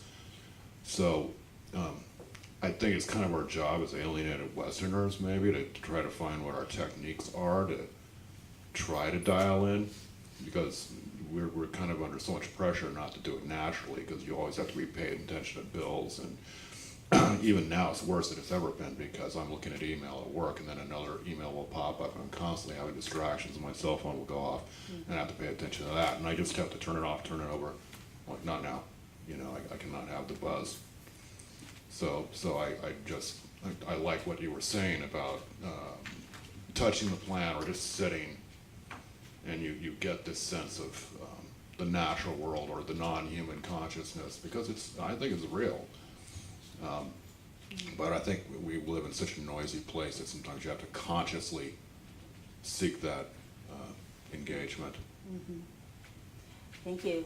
I have, just in the last few months, 4 of my family members, close family members, have traveled in 2 different trips to Japan. And then I just came back from Hawaii, and friends there had just been to Japan. All of them, it was their first time there.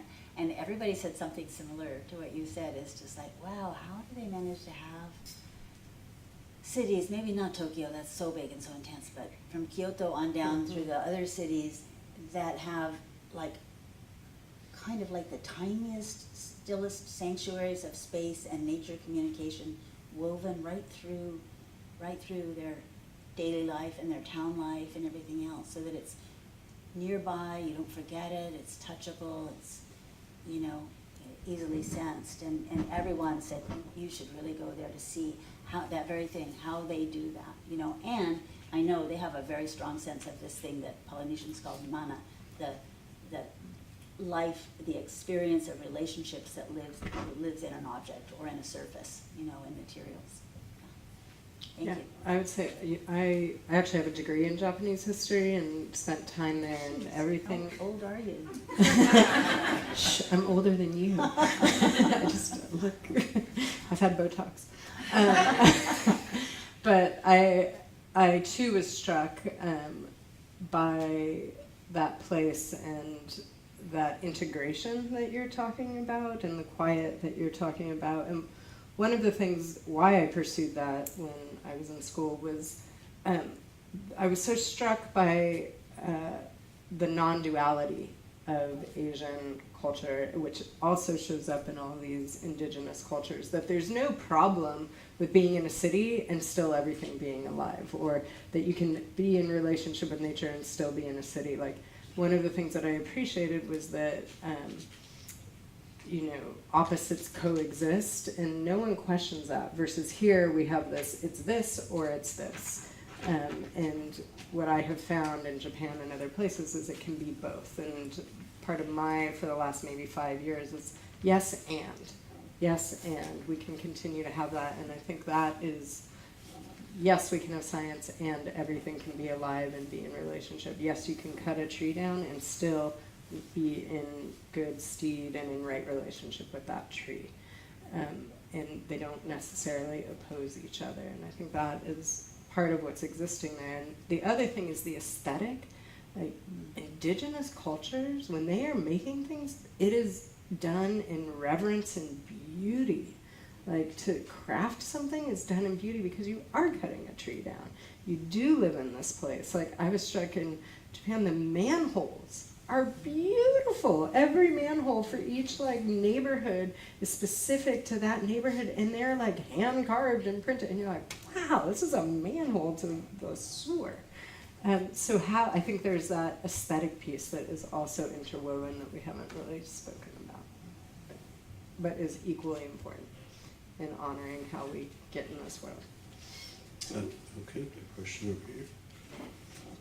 I'm mindful of time. What time is it? It's 1:45. Okay.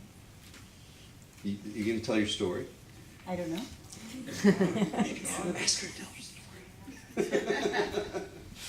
Yeah, this one's for Kat, but obviously jump in either way.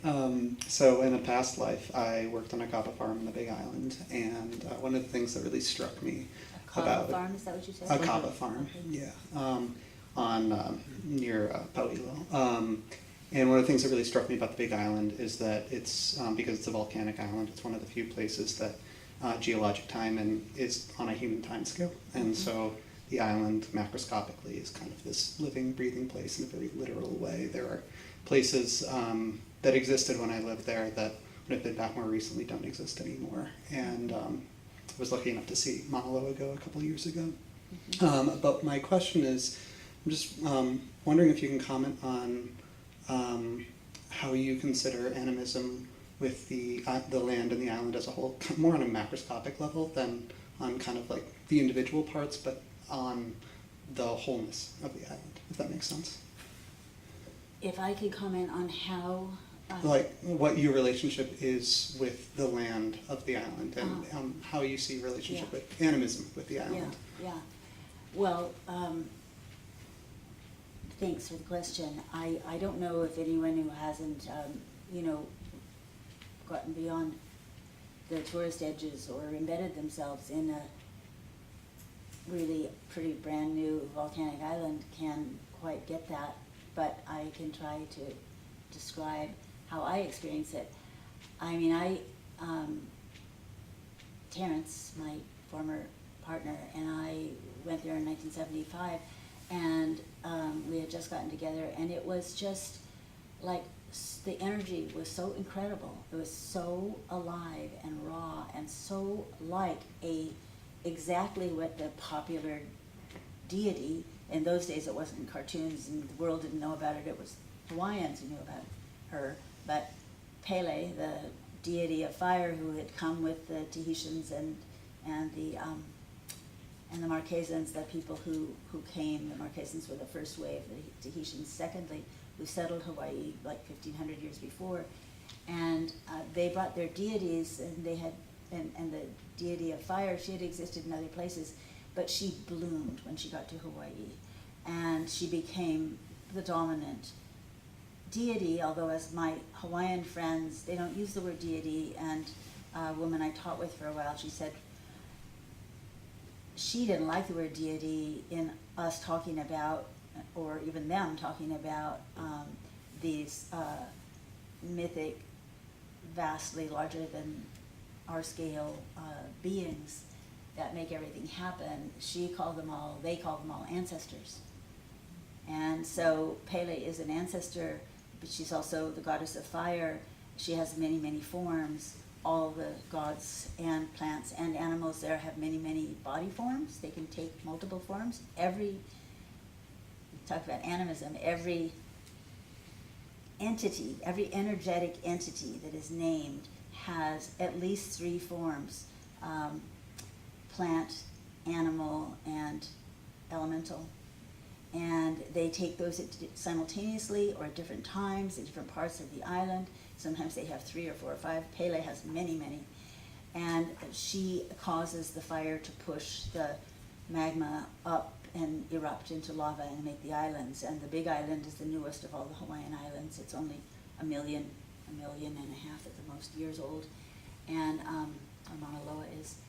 And I feel like, I've just come back again, and I've been there and lived there many times in the last 50 years. And I always feel like I am actually like walking and sitting on a huge, slightly moving, vibrating being. I don't feel that anywhere else in the world, and lots of people there do. Hawaiians certainly, and all the blends, the ethnic blends with Hawaiians, but also haole or outsiders or white people.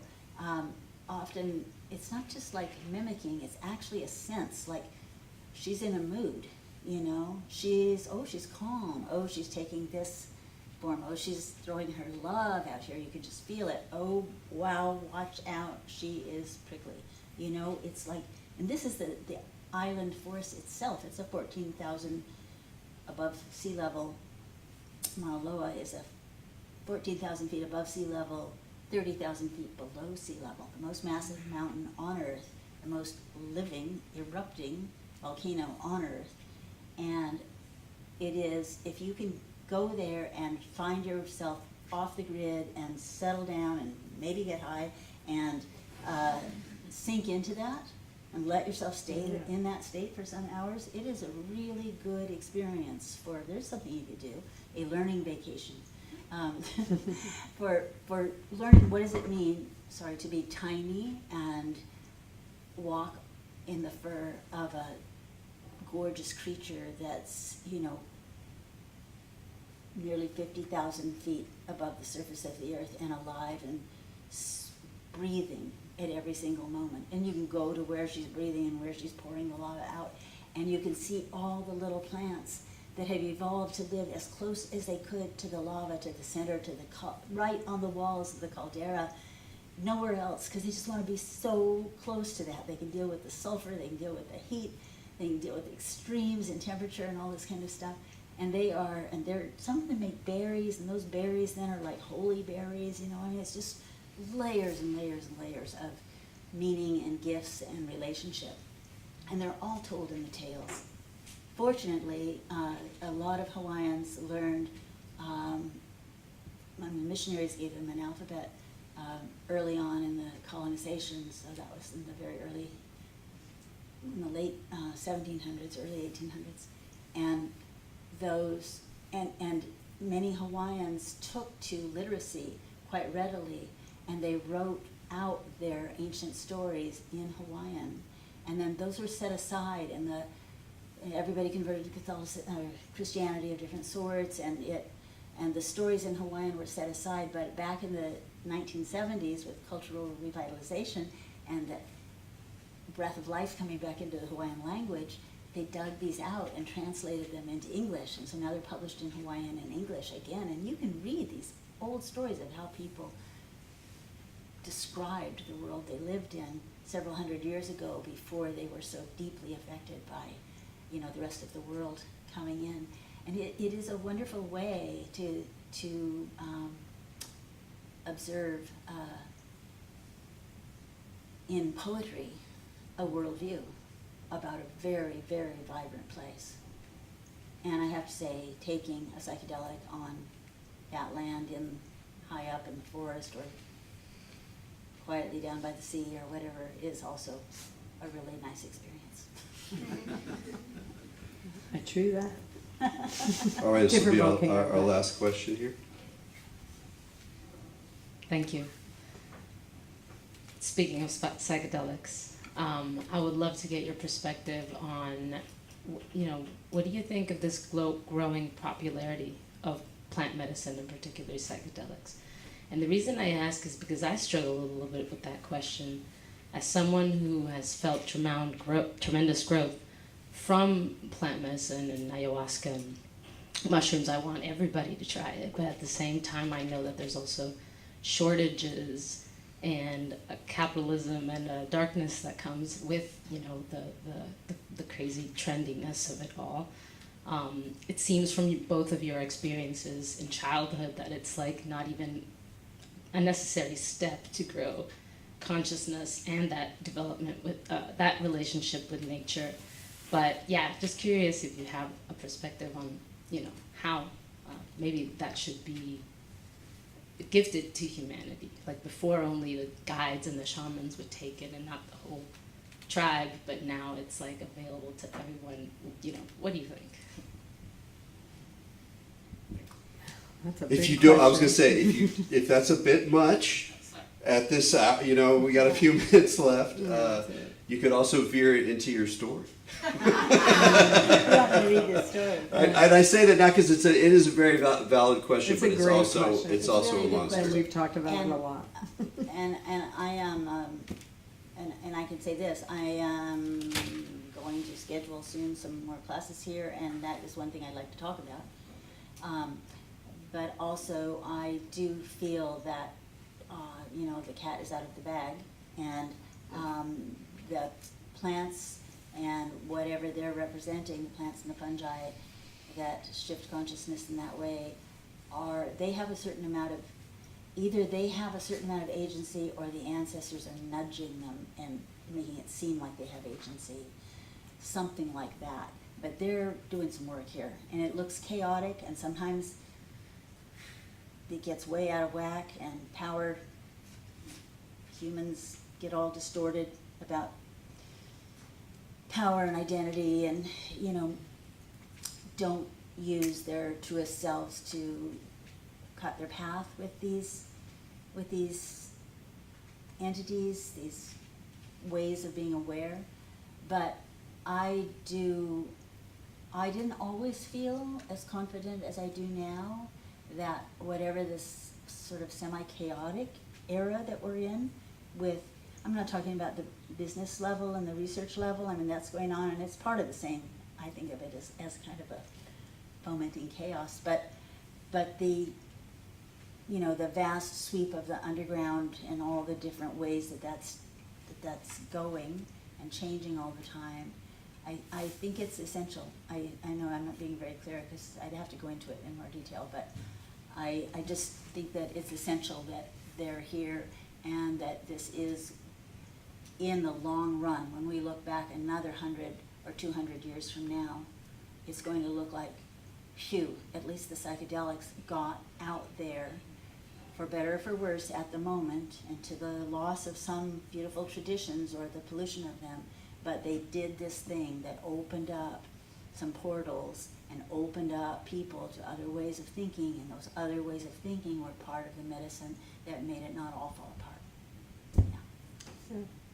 I would just add to yes to everything that you just said, and I would say if that plant is calling you, whatever plant that might be, psychedelic or mugwort, which I've had psychedelic experiences with that one. Yeah. I mean, it's an incredible plant. Cannabis. Yeah, to first trust that relationship with the plant for just you and that plant, right? Like, and track it down. So tracking is not just animals. Tracking is tracking these inner journeys that we're on.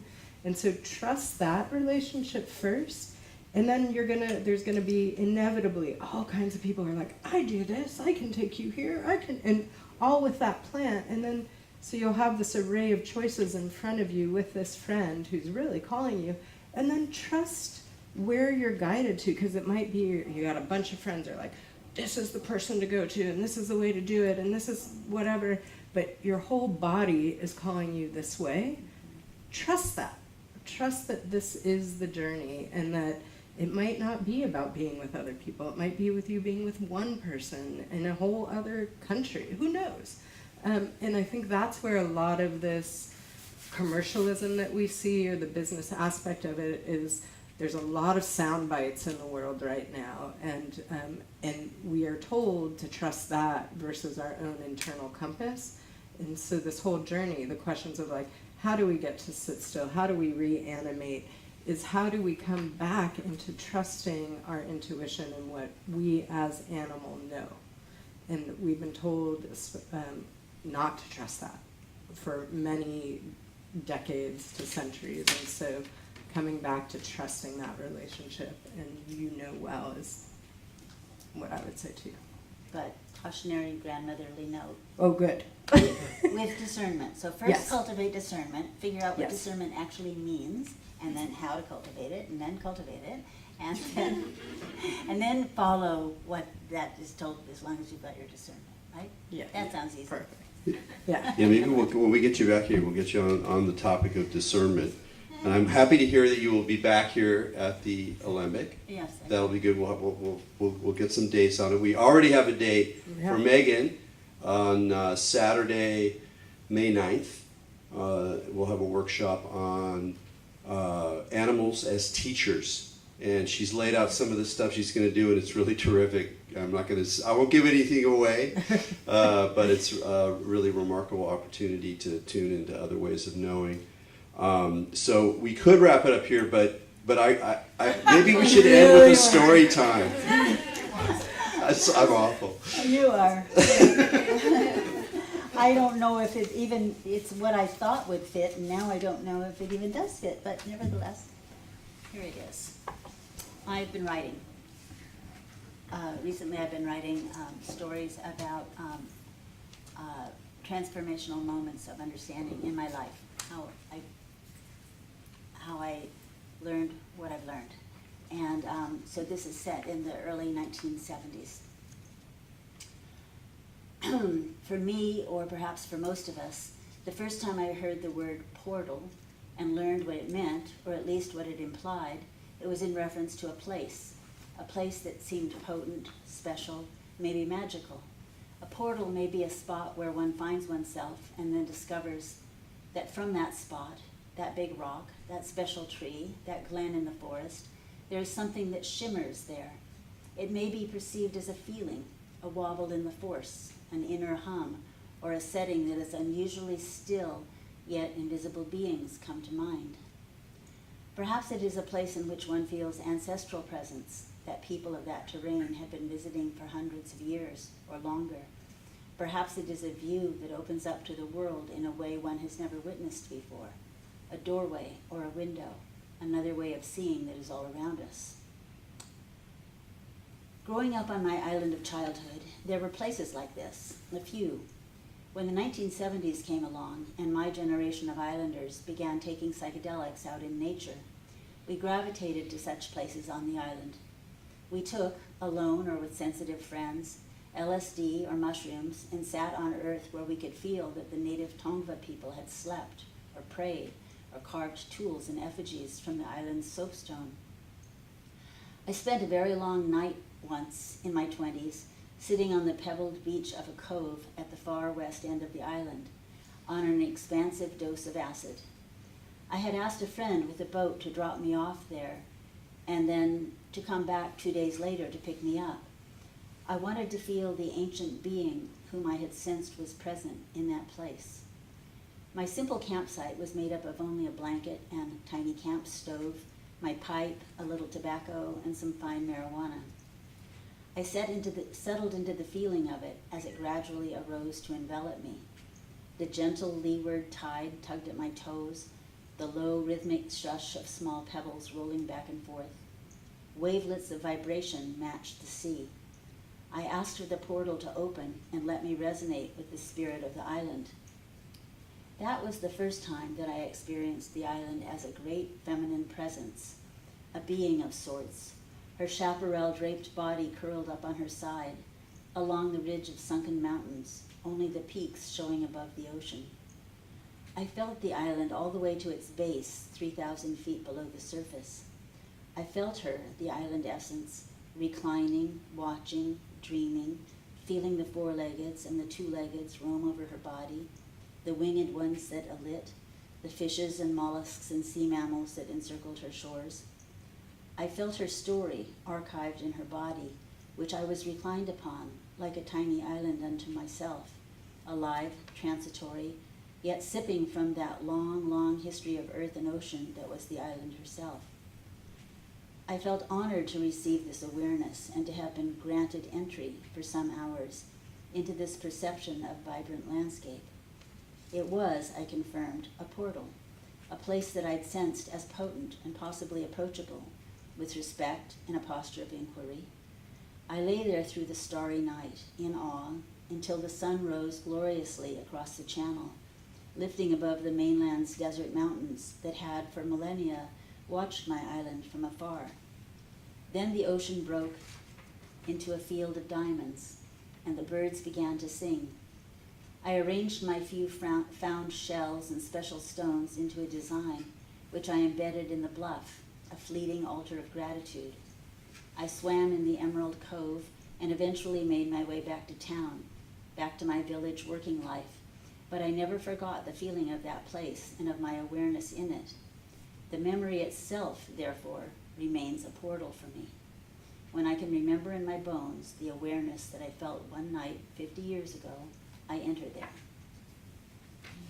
Thank you.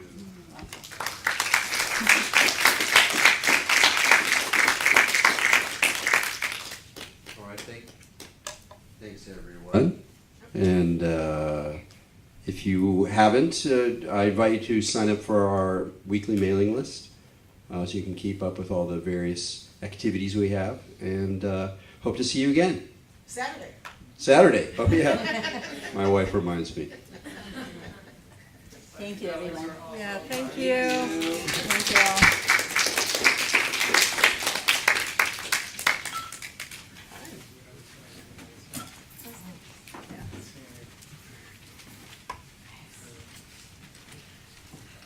I'll make sure you're out of here. Okay. I'll come in and- Hi. Christine, yes, yeah, one of Laura Ash's students. It's so funny you brought up Google Maps for profound experiences because I was meeting with a guy earlier tonight. He like helped to open the app because I have a very random. Oh, nice. So like making a way for people to not like they didn't on the entire plan. But anyway, it's just like fun. Yeah, like kind of like I need to see another Yeah, no, every area I teach is right now doing okay, great. So that was like all I wanted. Like, yeah. Anyway, it's so funny you said that. I just think it's really funny about it. I saw her years ago. I think Universal is, thank you. It's like little words. Oh, okay, that's it. Yeah, printing it. It's fun to give you a You say it too. we wouldn't have gone. Oh, I loved it. I know. Without you do it. The feelings I've had there. I was you can share or talk about, you know. No, I went to school with that too. Yes, yes, yeah, absolutely. Yeah. Yeah. Yes. Oh, my pleasure. I wanted to ask you if you didn't plant our talking. It's also similar to mugwort, but it reduces dreams. Yeah, no, I grew up down there. I just started, not with the plant, but it seems to work. I've also got mugwort. The thing I like about mugwort is that it takes a long time to come because you don't plant. But anyway, I appreciate you being here. And I was curious about your son, who I met many years ago, Terrence, in Mexico, Botanical Dimensions. He was into animation, I think. And we have a mutual Hawaiian friend, Janan, who said he was teaching animation. And is that where this field is still? Oh, cartooning. Awesome. And I also saw your awesome daughter. Yes, it's great. Yeah, okay. All right. Hey guys. Botany workshop. Hey, how are you? Like in 2019. Oh, we all can ask. Oh, excited that you'll be doing more. Yes, I did, and I got leave for a while, and I don't know, a year went by. Larry, yeah, exactly, yeah. I just want to thank you.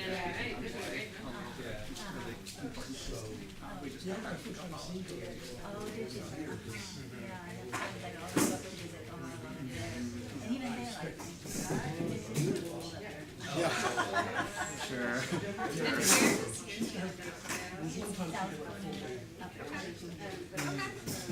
That's like the one part. Yeah, I know nothing about it. I'm always on the other side. I'm kind of afraid to go on. you can get through the Sure. and then you're back to like kind of small towns and then no towns. Well, I'm suggesting that would be a good idea.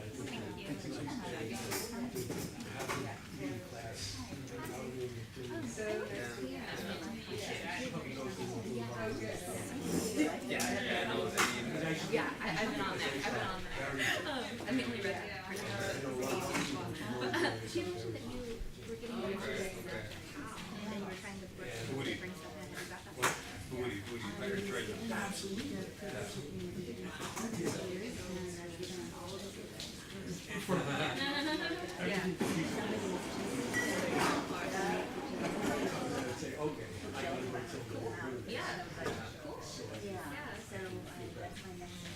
Yeah, it's so fast. Well, I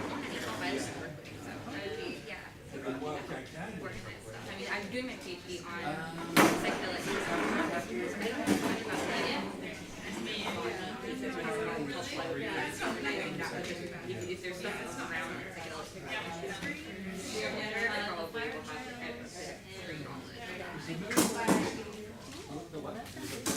Oh, why did you buy it? That's all I do. Yeah, that's all. I mean, honestly, it's all. If I didn't, it doesn't take my, We've only been here 2 my years, so. escape strategy. Yeah. And we don't have a car, so like, we go like. We don't have it. Oh. Oh, did you choose? Yeah, totally. I mean, I mean, most otherwise, I have to do work from home. And we don't need. Oh, That's okay. why it was so beautiful. Well, yeah, I mean, there's so much Sort of like a- transportation. You're cutting out your carbon. Yeah, I mean, that's positive side effect. Part of it, yeah. But it's more because, we don't really need it that much. We get so far, so. You're work. We do. Yeah. When we Unless live in the city, same thing, right? Even when I commuted to Redwood City. Right? Where we get told that you can't play. Yeah, that's very true. That's very true. So Cal, I'll be in touch. Great, yeah, okay. so Redwood is, moving to the States. It's kind of a cool feeling. I mean, I used to have like that. Cool, have a good evening, thank you for setting up and taking care of all that stuff. One of us Well, Yeah, that's it's the been other 12 months thing. since I was away. I don't know, just a lot of stuff. No, maybe But not. I adore driving. Driving is, I love to drive. Oh, great. Yeah, sorry, I didn't know if you were standing or something. I was, To do all our grocery shopping, Yeah. stuff like that. I know who you like. Oh, okay, okay, thank you. Yeah, where do you live? I live in West Coast. Yeah, my cuddling sister started talking. That is all pretty much. Yeah.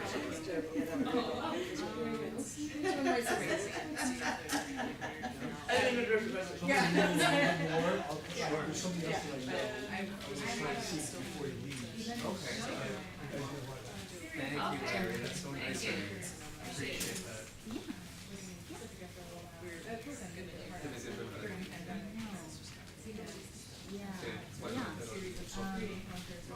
Did you have my contact information? Yeah.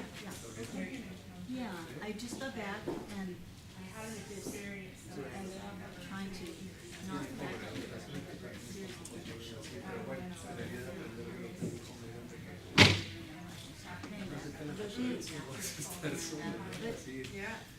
I can't even tell, I can't remember yet my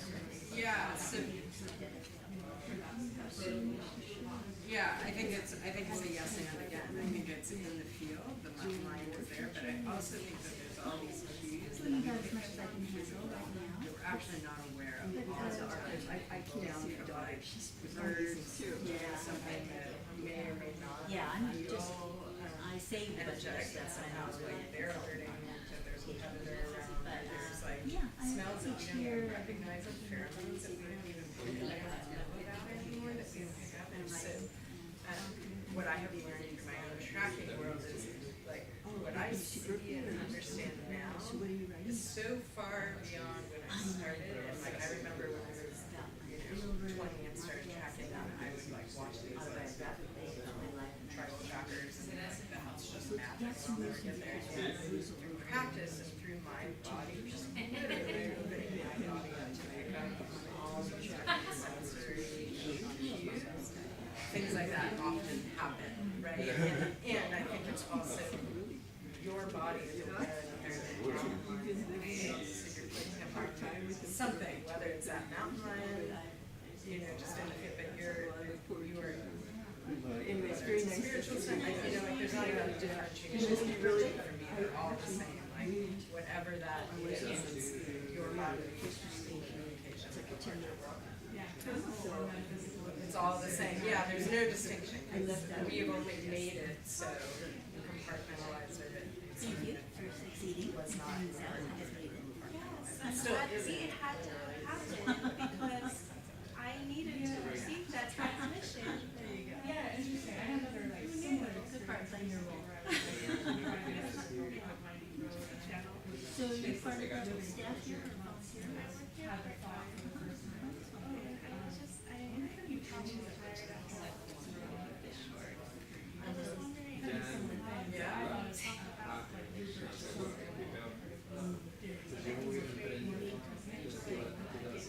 I know the name, but I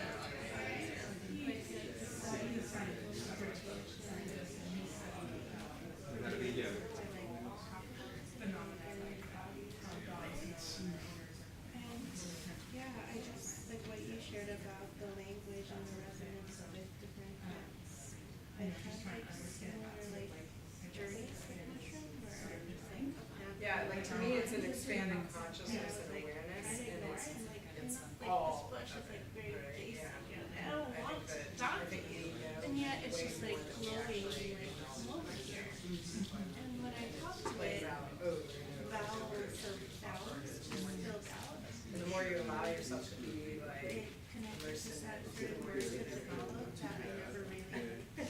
Are you sure? I promise to get you out.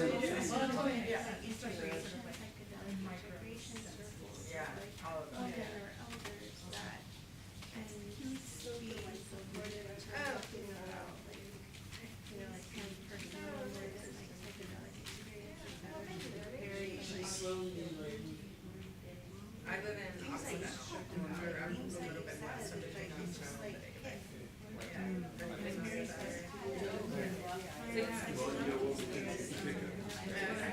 That's true. Joanna, ¿le aceptamos la mano? Should we put these up? Yeah. You can leave that there. You can leave them. You can leave them. Leave them? Leave them? Yeah. Okay, so you guys, meditation tomorrow. Okay. So there we go. It's all set up. Oh, yeah, we do. I think there's somebody that I would ask that question, and she is herself that she's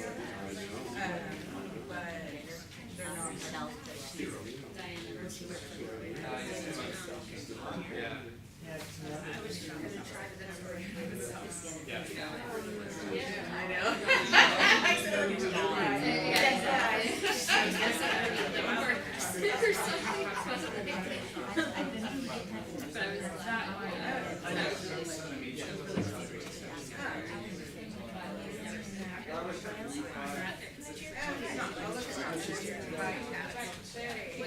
Do you have a brain space to look at a calendar? But it was also so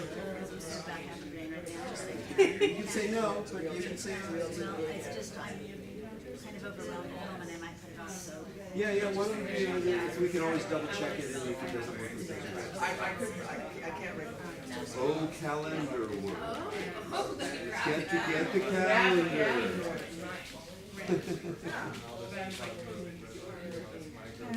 Wasn't it my action restore? Oh, wow. Oh, wow. As a result, I was like, oh, well, good for him. Yeah. I'll look for it. Yeah.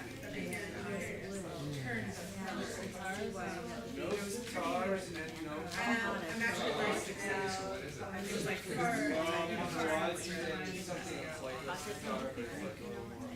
so it's just indifferences. Very heavy sound. I'll hold it for you. There we go. Wow. We can bet, that's service. Years old.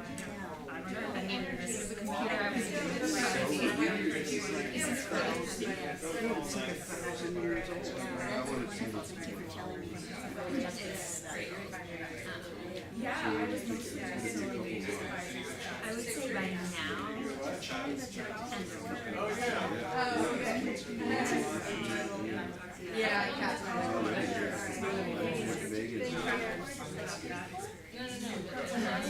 We're gonna do a little bit of biz. Oh, business. And then we'll.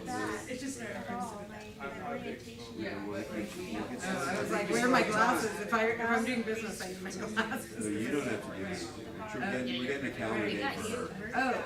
Oh, I'm good. Yeah. Are you Chris? Oh, Hi, I'm Chris. sorry. Nice to meet you. Thank you for your help. yeah, that was really wonderful. Thank you. Did you have fun? I did. That was super fun. Yeah. I like casual and I'm not up there like Yeah, well, that's okay. That was great. Yeah. That's kind of what I'm more interested in doing now. Good. Presentation. Good. All right, here we are. I'm gonna go pee, but you can count. Oh wow, okay, we have Eric who literally will take I'm this. very heavy, very heavy. Yeah, it's ancient. Yeah. Gotta explain like. I also was like, Sam, how do you start preparing casework? Because it's just so wide, it doesn't fit Yeah, like in that. I can't believe they still have this. So do you, I'm not. Do you know what, May? Late April? Days that work. Let's look, can we look at a month, layout of a month? That's yeah, totally. If those days